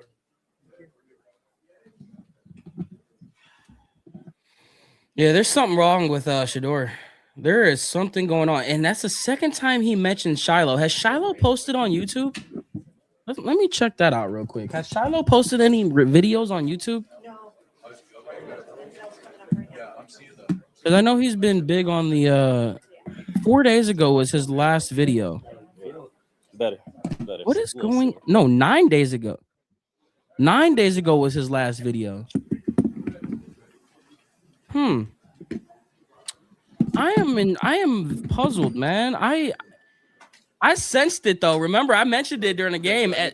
I'm like, Shador don't look the same. Something look off. Mm-hmm. The warden. It's tough, man.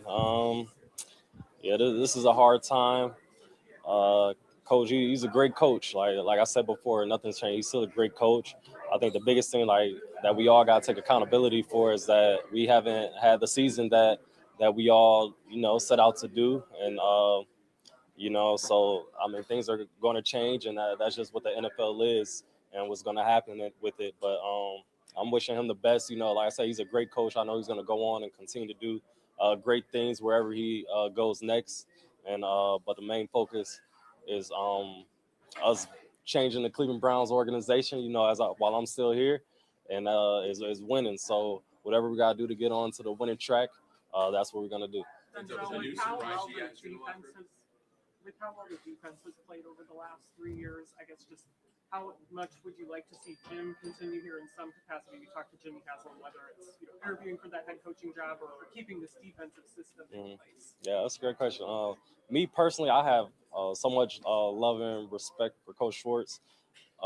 Me, I would highly recommend Coach Schwartz for a head coaching job here. Definitely, like I said, Coach Schwartz, he's a great coach. He's helped my game tremendously.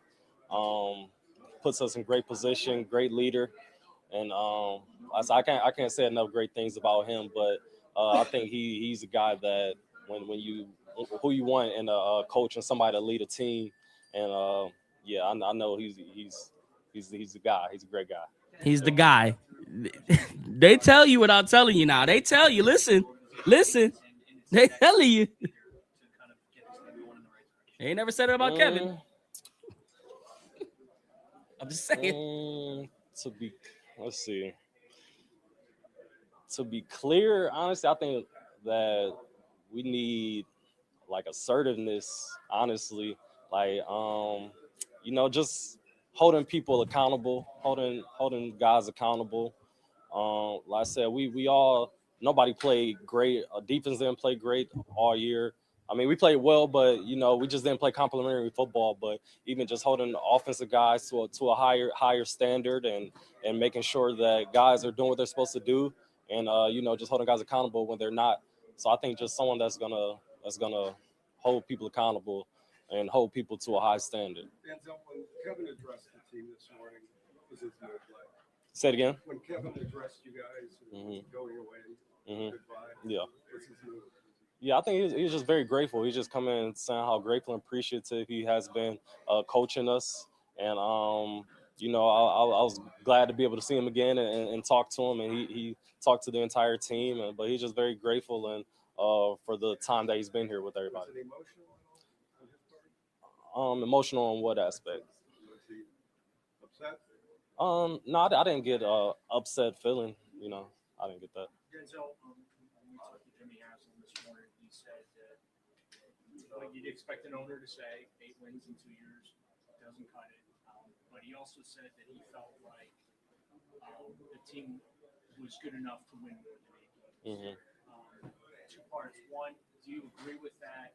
And 2, why do you think it was so difficult the last 2 years to win? Yeah, I think that we definitely have the players, coaches, everybody, like, we're capable of winning more than the games that we won, but we obviously didn't. And, think things are going to change and have to change. And, we got to find a way to get this thing rolling. And what was your last question? The last part of the question? Just like, what do you think needs to happen for you guys to get to that level? Yeah, I think the biggest thing, like, from this year is we got to play complimentary football. Like, we didn't do that. We didn't do that this year. Like, when offense wasn't playing well and defense was playing well, it just doesn't go well. Or defense wasn't playing well and offense may have been playing better, then that's not winning football. You can't win a lot of football games when you're not playing as a team and you're not playing together. And if we could do that better and do that well, special teams, offense, defense, then we go find ourselves winning more games. Miles Garrett talked the other day about how he's not up for more rebuilding, that that he wants to see a strong commitment to winning as soon as possible. And I'm just wondering, and he's probably going to give some input. Just wondering, what are your thoughts on that? And then also, will you have any input at all in just like, I know it's above your pay grade, but will you talk about, hey, are we going to have a winning quarterback, and who's that going to be, and then what will those discussions be like, and what are your thoughts? Yeah, I'm not sure what the discussions will be. If anybody asks me any questions, I'm more than willing to give my input from that aspect. But I'm just here to continue to do my role, and that's be the best player, best cornerback in the NFL and on this team, and be a leader for this team. And that's what I plan to do. So however that comes about, that's what I plan on doing. You don't have like a desire to let them know, like Miles will, that hey, we need to get to winning next year as soon as possible because we've got this great defense. Share those kind of things. I think it's already clear that everybody wants to win, and we need to get to winning football, and changes will be made. And I mean, you already seen that with them letting the coach go, that changes are being made. So I think it doesn't need to be reiterated that we need to get to winning football. I think it's kind of already known that we need to start winning some football games around here. Well, Mary, your we're questions gonna, today are do what not we got good. to as a team and organization to make that happen. Are you concerned at all that Schwartz will leave? Say it again. Are you concerned that Schwartz may leave as a Yeah. result? I sure hope not. I hope we don't get rid of my guy Shorts, man. That's my guy. Like I said, he's a great coach, and he's a great part of the foundation on this team. I feel like, and He's not going coach nowhere. that I feel is could get us to where we want to go. He's not going How nowhere, close guys. do you think you guys He's not are going nowhere. as a team, as a roster, to turning things around? I think we're pretty close. I think we are Said that close. in the beginning of the year I too. said we haven't played great as a team all year, but I mean, we've won 5 games or whatever, and I mean we played good football throughout the year, but we just need to clean up a few things, clean up penalties and a few things on both offense, defense, and special teams, and I think we're close to changing this thing around. Can I ask one follow-up? Did Kevin not hold you guys accountable enough? No, I didn't. I wouldn't say that he didn't hold us accountable enough.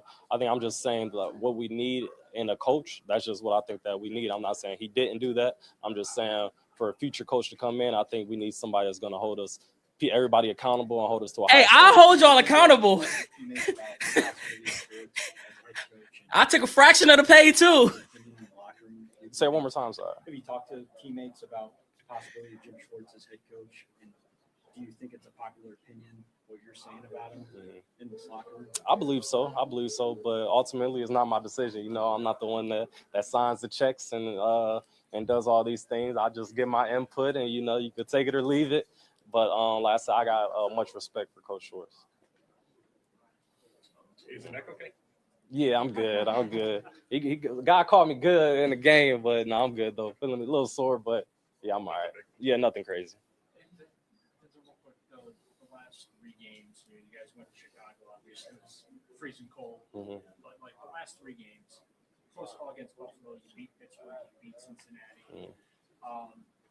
Just what does that say about the team, and why do you think you guys really had that premium effort when things were where they were season-wise and the speculation about these? Yeah, I think that just goes off her question. Like, do we feel like this team is close to winning games and being a winning organization? Like, we're beating teams that are competing and playing in the playoffs, and we're beating these playoff teams and contending for Super Bowls. So I mean, we're right there. We just got to start winning more games and get into that playoff conversation and just get in a fight, really. But we're close, man. It just shows the guys that we got in this locker room and the organization, and that we got guys that are going to fight and working to win. Like that's the main focus, is to win football games, and we got to do everything we got to do to make that happen. What does your offseason sort of look like as you turn the page and get yourself ready for the playoffs? Yeah, me, I'm gonna relax, man. Take a good break. I'm gonna go travel a little bit and hang out, have a little fun. Have a little fun. But I'm still gonna work out and continue to get my body right and train and get prepared. I kind of got a pretty good routine throughout the off season to get my body right and get ready to come in for the next season and be the best player I could be. All right, thank you guys. Thank you. What's up, D? All right, how long until Miles gets up? Because I wouldn't mind hearing Miles. Hopefully Miles is the next one. We'll listen to that one. I genuinely wonder, like, I know a lot of y'all be like, man, this dude be talking out of his ass. Like, this dude think he know a lot. Chat, I only talk about things that I feel. And I've said this. Y'all ask me what coach. I'm just gonna play that for y'all now. I'm gonna play Jimmy Haslam and I'm gonna play Denzel Ward. They told y'all what type of coach we need. I told y'all that earlier. It ain't about the X's and O's right now. It's not.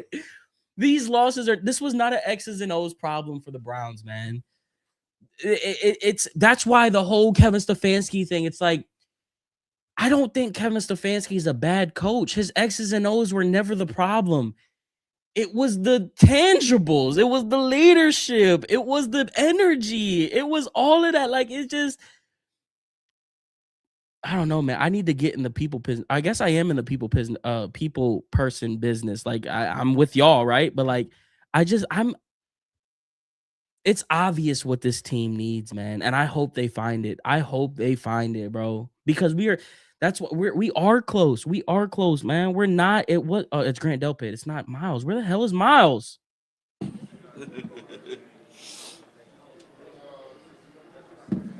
What a season for Grant Delpit, though, man. Hats off to a guy like Grant. I don't have enough great things to say about Grant, man. I really don't. I am so happy to have Grant on our team, and I really hope they don't get rid of him.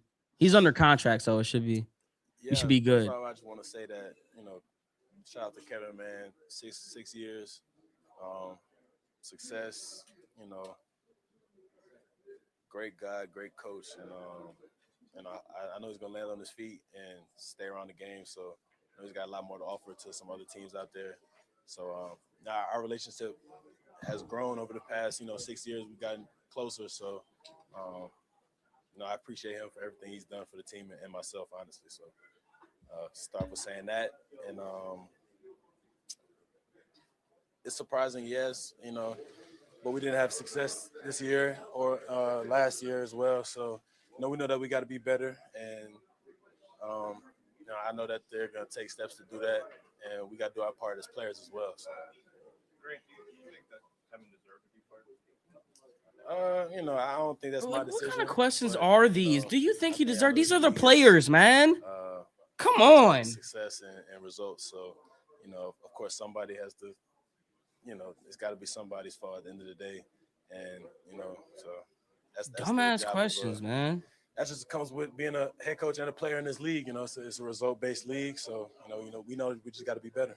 Great. What was your move? He felt 8 wins the last 2 years, which obviously wasn't good enough. Yeah. You guys as a team were better than that. Do you agree with that? And then also just why weren't you able to win more games? Yeah, I mean, I think to the last question, I think that's the question everybody would want to answer, right? But, obviously it wasn't good enough. 8 wins in 2 years is not what we're in the business of doing. We're in the business of winning, and we weren't doing enough of it. So, something's got to change, something had to change. And, it's not just – you can't pin it on one person, the wins and losses. So it comes down to everybody. And – we just need more wins. Are you concerned that as a result of this, Schwartz may leave? Yeah, that would be concerning. I think that he's not going nowhere, guys. I think we've had over the past 3 years accumulated, number one defense twice. So I think it goes without saying what kind of coach he is and the energy he brings.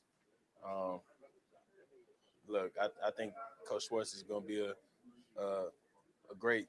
Still got it, type of head coach. So, he's a fiery guy, and I vouch for him. So, I think that he's taken our defense and brought it to an elite level and kept it there. So, shout out to Coach Schwartz. Notice it's just different. It's political on one side and it's raw emotions on the other. They tell you without telling you, guys. They tell you without telling you. Yeah, I don't make those decisions, but. I would just say, in simple terms, a good leader.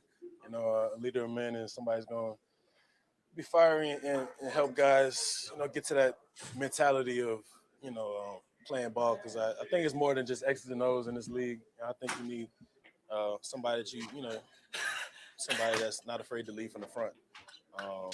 So word for word, bar for bar. Word for word, bar for bar.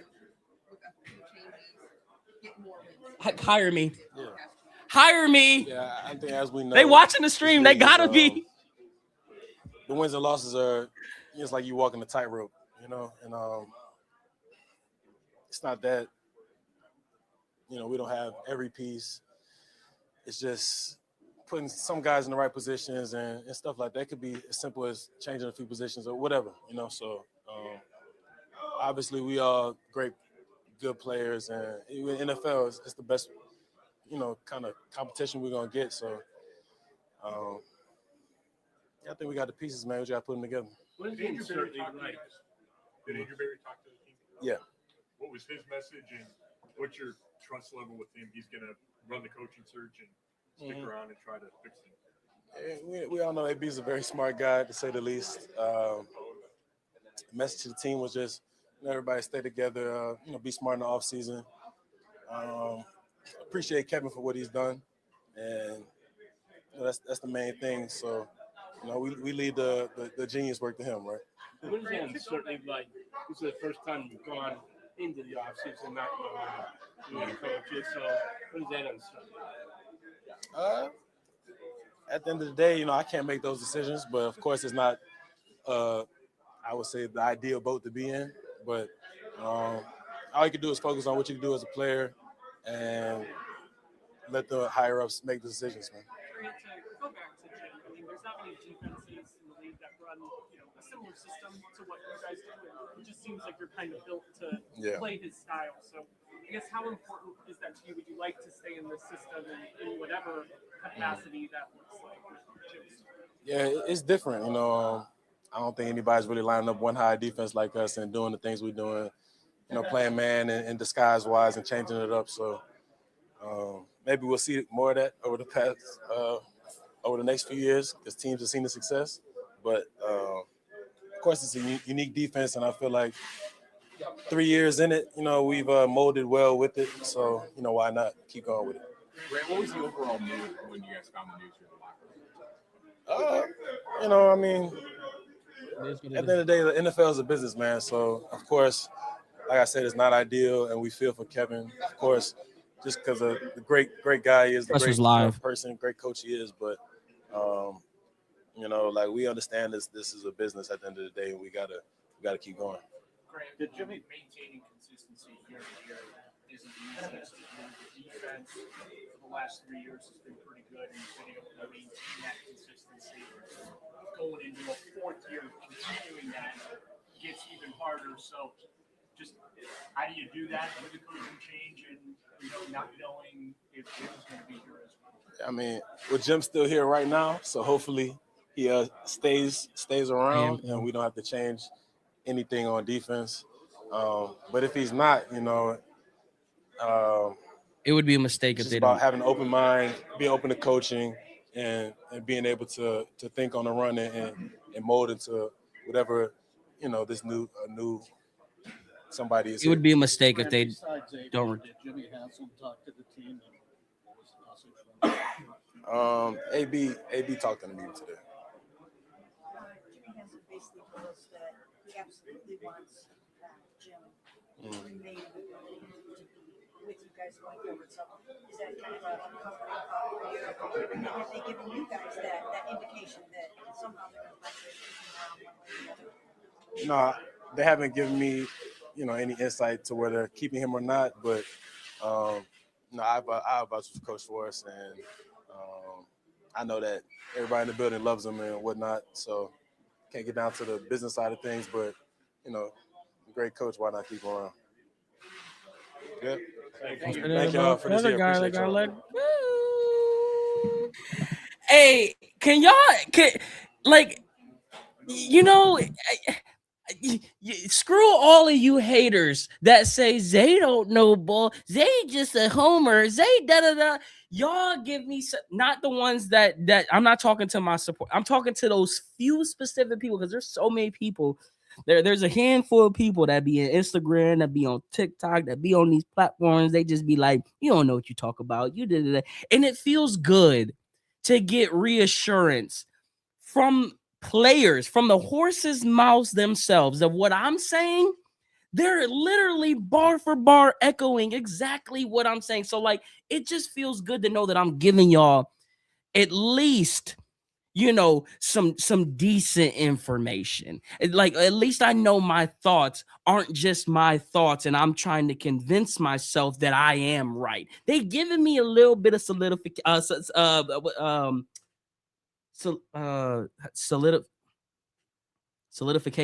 that a word? Reassurance. Thank you. They're giving me that reassurance that what I'm saying has a little merit to it. All right, has a little merit to it. So I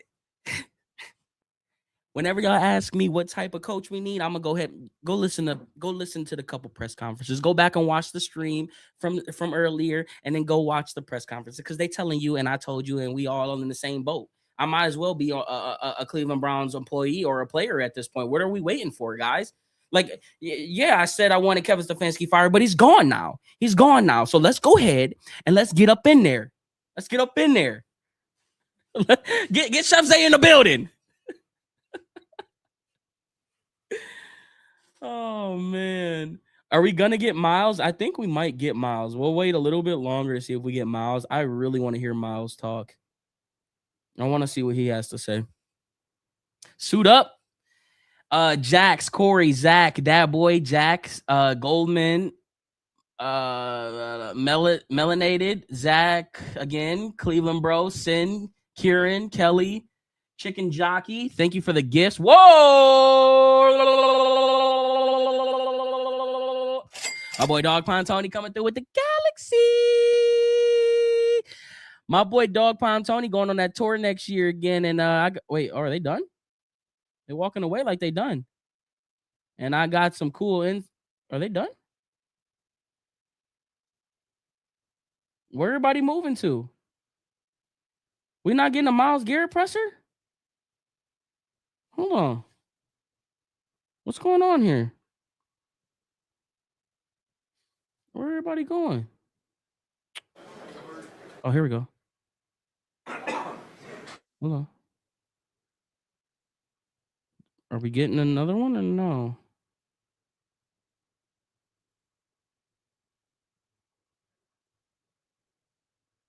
They're playing with this chat. And 50 Roses. Who spoke so far? Haslam. Shador. Grant. Grant and Shador. Who else spoke? Wait, there was one more, right? Denzel Ward. Denzel Ward and Grant both said the type of coaches that we need.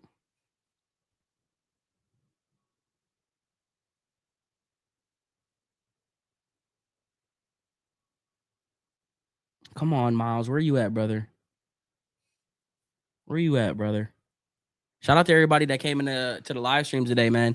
I'm putting a big emphasis on YouTube this year. I'm gonna be doing live streams a lot, frequently, more, because I really want to start live streaming. So if you guys are on the TikTok channel, I advise you to click on that link in the bio and sub up to the YouTube channel. I'm going all in on YouTube this year, man. All in on YouTube this year. And my boy Jaden Berry with a $4.99 super chat saying, "Yo, Zay, appreciate what you do. Excited to see what happens this offseason. I love the openness from Haslam, just telling us what needs change." W's in chat from my man Jaden Berry for the $4.99 super chat. And I actually was a fan of hearing what Jimmy Haslam had to say. I enjoyed it. I enjoyed it. He's given us a little bit of insight. And are we not getting Myles Garrett?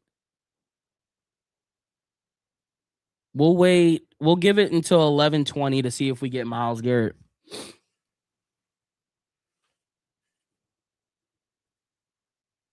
Shador didn't really say much of anything. They just talked about the type of coaches that they wanted. You gonna post Sanders press? I missed it. You can. It's on the live stream. The live stream will be posted up, but I could probably clip it out and repost it. Actually, if you guys are just here, this was one of my better Yap streams that I've had. We've been going live for almost 2 hours. I would just advise you to go back and watch this stream. This was actually one of the better streams that I've yapped on. Zach with some roses, 18 roses, dog pound. Come on, Tony. What a gold mine. What the heck is that? What the heck is that? I didn't even get to see the animation. Is there a way that I can replay that animation? I want to replay that animation. There's got to be a way I can replay that animation because I've never seen that one before. Gift gallery. Is there a way that I can replay that? I don't think there is. That is disgusting. I missed mad gifts. No, I caught up on all the gifts that I missed. I caught up on everything. Is this real? Is he fired? Oh, he's fired. $9.99 super chat from my boy Luke Walls. Let's go, baby. I appreciate you, Pete Carroll. Jordan, you better than that, brother. You're a better man than that, Jordan. No, man. No. I mean, no, I think I'll have to pass on Pete Carroll. I think it's a pass. I think the Pete Carroll days are long gone. Jacob, thank you for the heart, me brother. I think the Pete Carroll days are right behind us.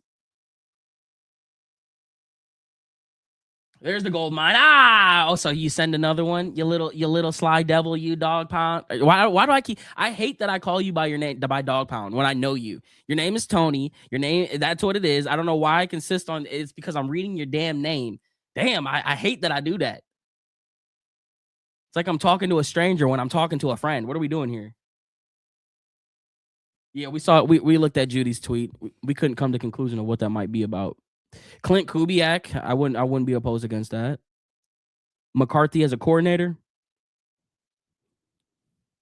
They need to worry about the head coaching thing before they do anything, man. Find the head coach, and then we can go from there. It's hard to talk about who we want as coordinators because the head coach, like we're just in the era where head coaches want to call plays sometimes. And I'm wondering if that's the route that they decide to go again. I don't know if that would be the smart route to do. I think if I'm Jimmy Haslam, if I'm Jimmy Haslam, I think they're leaning against that.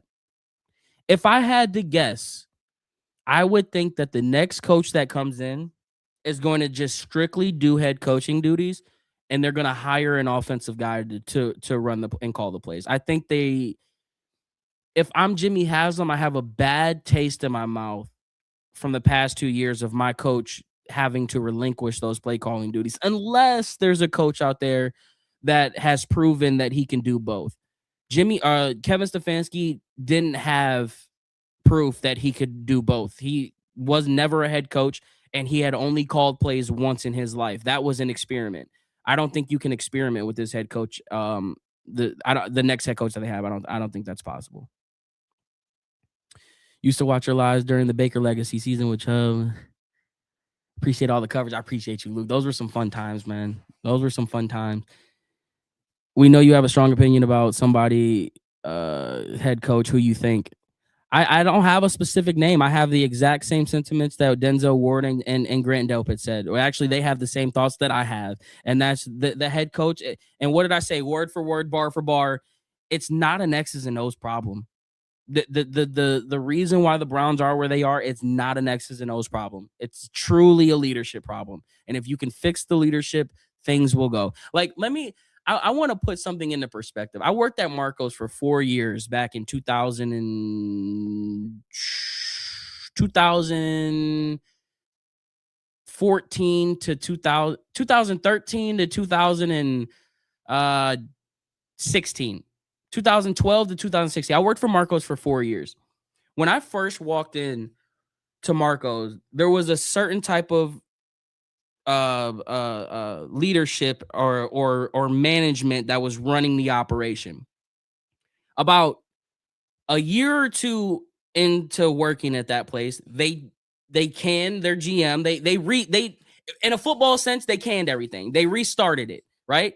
And they brought in a new guy to lead the Marcos team. And when he first came in, I'm like, man, I don't know if I really am fond of this dude. Like, the way that he was moving, he was trying to change a lot of things. He was implementing his saying how he wants to run things and stuff. And then as time went on, sales went up. New programs were implemented. Hours were different. Pay raises happened. The success of the store as a whole elevated. And that was at the hands of him coming in, making change. I'll never forget the one day where he's like, yeah, we're slow right now. So everyone in here, we're just going to deep clean the entire store. I'm just looking, I'm like, this is so stupid. Like, all of this thing, But he was the right leader to not only to take what was just barely working and elevate it and bring in more money. And you want to talk about, there's school, like the Marco school nights, he created that. That was from the hands of him. So, like, I need this leader. I need a leader of men. I need a leader, whatever that looks like. And we know, and I don't want the specific leader that Kevin Stefanski was, because I'm not going to say he wasn't a leader. It's clear that he had the respect from the players in the locker room. But Grant Delpit said it. We need that fire. We need that fire. We need that emotion, right? We need somebody to tell you like it is, who ain't going to hurt you. Like, I'm not trying to hurt your feelings. I'm just telling you the truth. You know what I mean? Like, I need my guy on the sideline hyping us up. If I'm looking down right now, I need him to come up and pick my chin up and say, knock that off. Let's go. You know what I mean? So that's how I'm feeling. That's how I'm feeling. Kellen Moore, isn't he an OC for where is he an OC at? No, I don't think there's any chance Prime is coming to Cleveland. At least not until 2029. Saints. That's where he was, the Saints. Yeah, I don't know. I don't know about that. So it doesn't look like we're getting Myles Garrett, guys. It doesn't look like we're getting Myles Garrett. Tony, we already checked Carly. I was on that. I was on Carly's tweet 7 minutes after it was posted. I might have to reach out to her and see if we can get a. I might have to go see if we can get an interview from Carly. She followed me after I made that one video on Wyatt, so I know she be tapped in. I know she tapped into the show.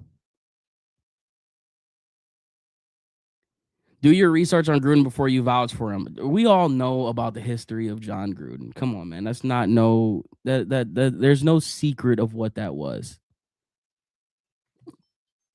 We know the history of John Gruden. We also know that his dad is a diehard Browns fan and that he has Cleveland running through his blood.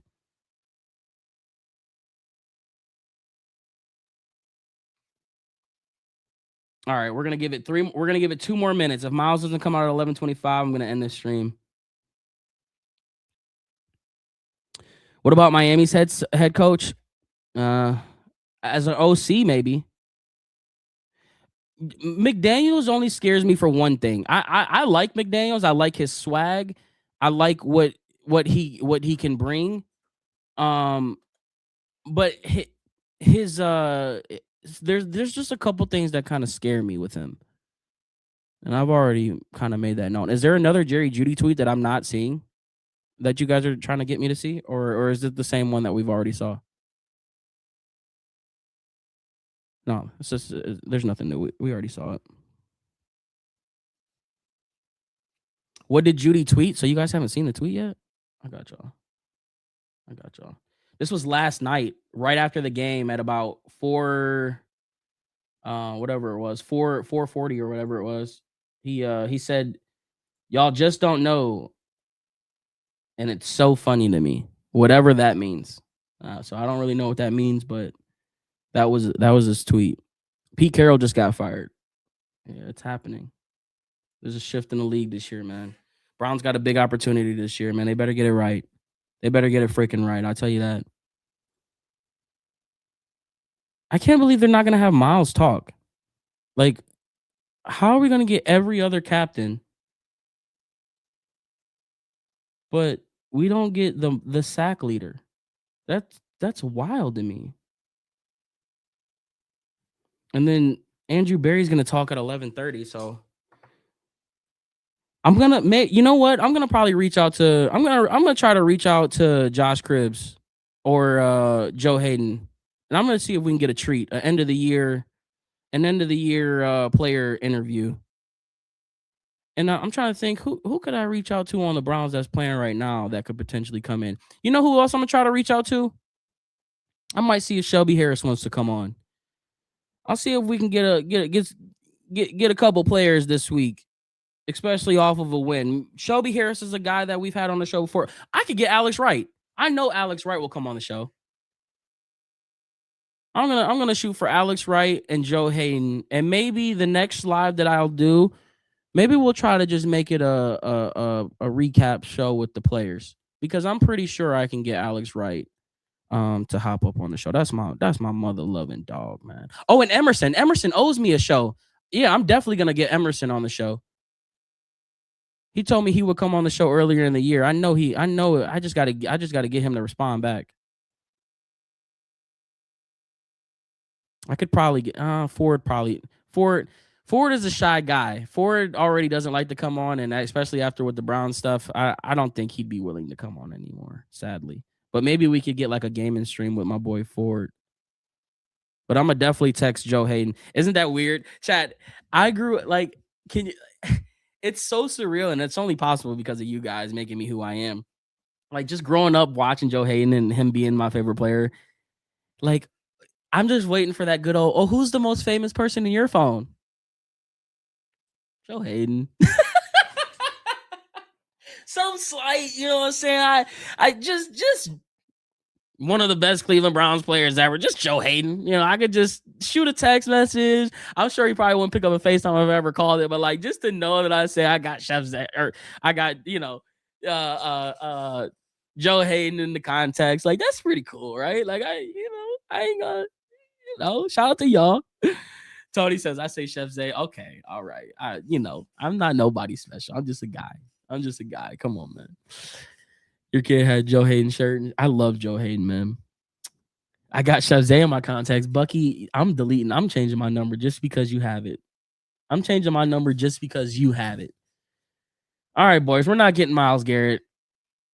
I thought we were gonna get. I keep on trying to hold out, but we're not getting it. What's up with JOK? I don't know. That'll be something we'll have to. That'll be something. Ooh, I wonder if I could get JOK to come on.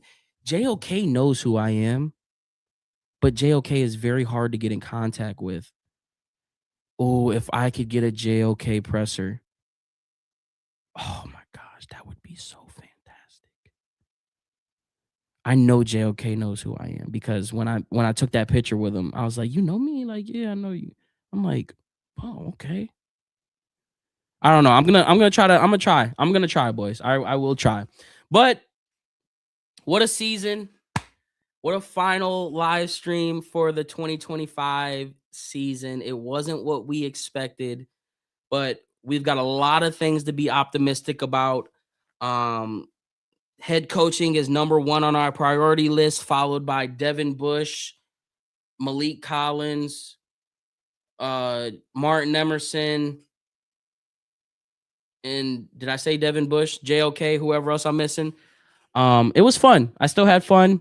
I appreciate all you guys coming through every single week. I was talking to my mom the other day.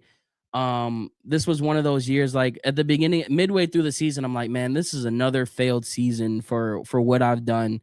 Like, I don't feel like I had any growth this year. I don't feel like I did anything different. I don't feel like I lived up to the expectation that I set for myself. I was really hard on myself. But then just a couple days ago, I sat back and I reflected, and I was like, man, that's kind of selfish of me to say that because I've grown in an area that I appreciate more than anything, and that's just the community of people that are here every single freaking week, and so many people that continue to show up despite even when we're down 20. Like, it's as much as we talk about, I tell you guys, you can't worry about the numbers, you can't worry about all these things. You don't know how mentally rewarding it is to look over to the side and see hundreds of people watching your content, supporting and cheering and having the same thoughts and just having dialogue back and forth. And even when the trolls come in and do their things, it's just like you guys are taking time out every single week. Like, whereas last year and the year before and the year before that, it was just kind of like, oh, I'm here just to be here. And, oh, I'm here to watch you be upset, or, oh, I'm here to watch the other thing, or I'm just here to see the one reaction. It's like, I've overcome so many of those little hurdles, and I keep wanting to feel that growth and see that growth, and we all want to see it, but sometimes that growth comes underneath. Sometimes that growth comes within the foundation, and I can fully say the foundation of the Crockpot, the foundation of Chef Zay and what we have built, it is so set into the ground that it'll be so hard to uproot it, and it would take laser focus to uproot what we have built. So as much as I feel like I didn't do what I wanted to do this year, man, we grew underground, and that is something that I cherish. And I get emotional when I talk about stuff like this, but I appreciate the genuine support that I have from you guys. So while it didn't grow the way that I want to, I keep telling y'all the house should be sold hopefully within the next 2 days, and I can really invest into you guys and to content and to giving back the way that I want to give back. So if you are in Ohio next year, you come down to the Muni lot, plan on coming through the crock pot and experiencing free tailgates and watch parties and drinks and food and stuff like that, because that was all that. Oh wait, we got a presser. Oh, it's Joel. It's Joel. I love you, Joel, but we know how your answers are. So with that being said, man, I appreciate you guys. And let's get ready for the 2026 season. So drop a like on your way out. If you're from TikTok, click the link in the bio and come sub up on YouTube channel, because I am diving deep into the YouTube world this year. And I really want to, my goal for the 2026 season, I want to hit 100K subs on YouTube. That's a big stretch, but my realistic goal, I want to hit 50K subs and do this thing the right way. We're at 10,000. We're at 10,400 subs this year, and I plan on really going crazy with that. If you guys are in the business of real estate, selling, investing, or buying, I'm your guy. I'm a real estate agent. I'm going to be diving deep into that too. So you might see some real estate content thrown into the mix. I may create a new account for that. So stay tuned for that. And I think that's all the announcements I have for you guys. Honor the Land. Max and myself will be going live. We are trying to figure out if we're going live today. Well, there is no updates on that. But I imagine we are going to have a live show sometime today. If not today, tomorrow. So make sure you guys are tapped into the Honor the Land. And I will see you guys on that note. If there's anything major that Andrew Berry says, I will go live for that and address that. They said his press conference will come out at 12:30, so I'll keep an eye out for that. But I'm out of here, y'all. I got after this, go to the highlight video. The highlight video is done. I haven't had time to post it, but that's up next. And let's enjoy this last Victory Monday and the first Victory Monday of the 2026 year. All right, boys. I appreciate you guys. I love you. Have a good day. And as always, here we go, Brownies. Here we go. Hoo, hoo. I'll catch you guys later. Peace.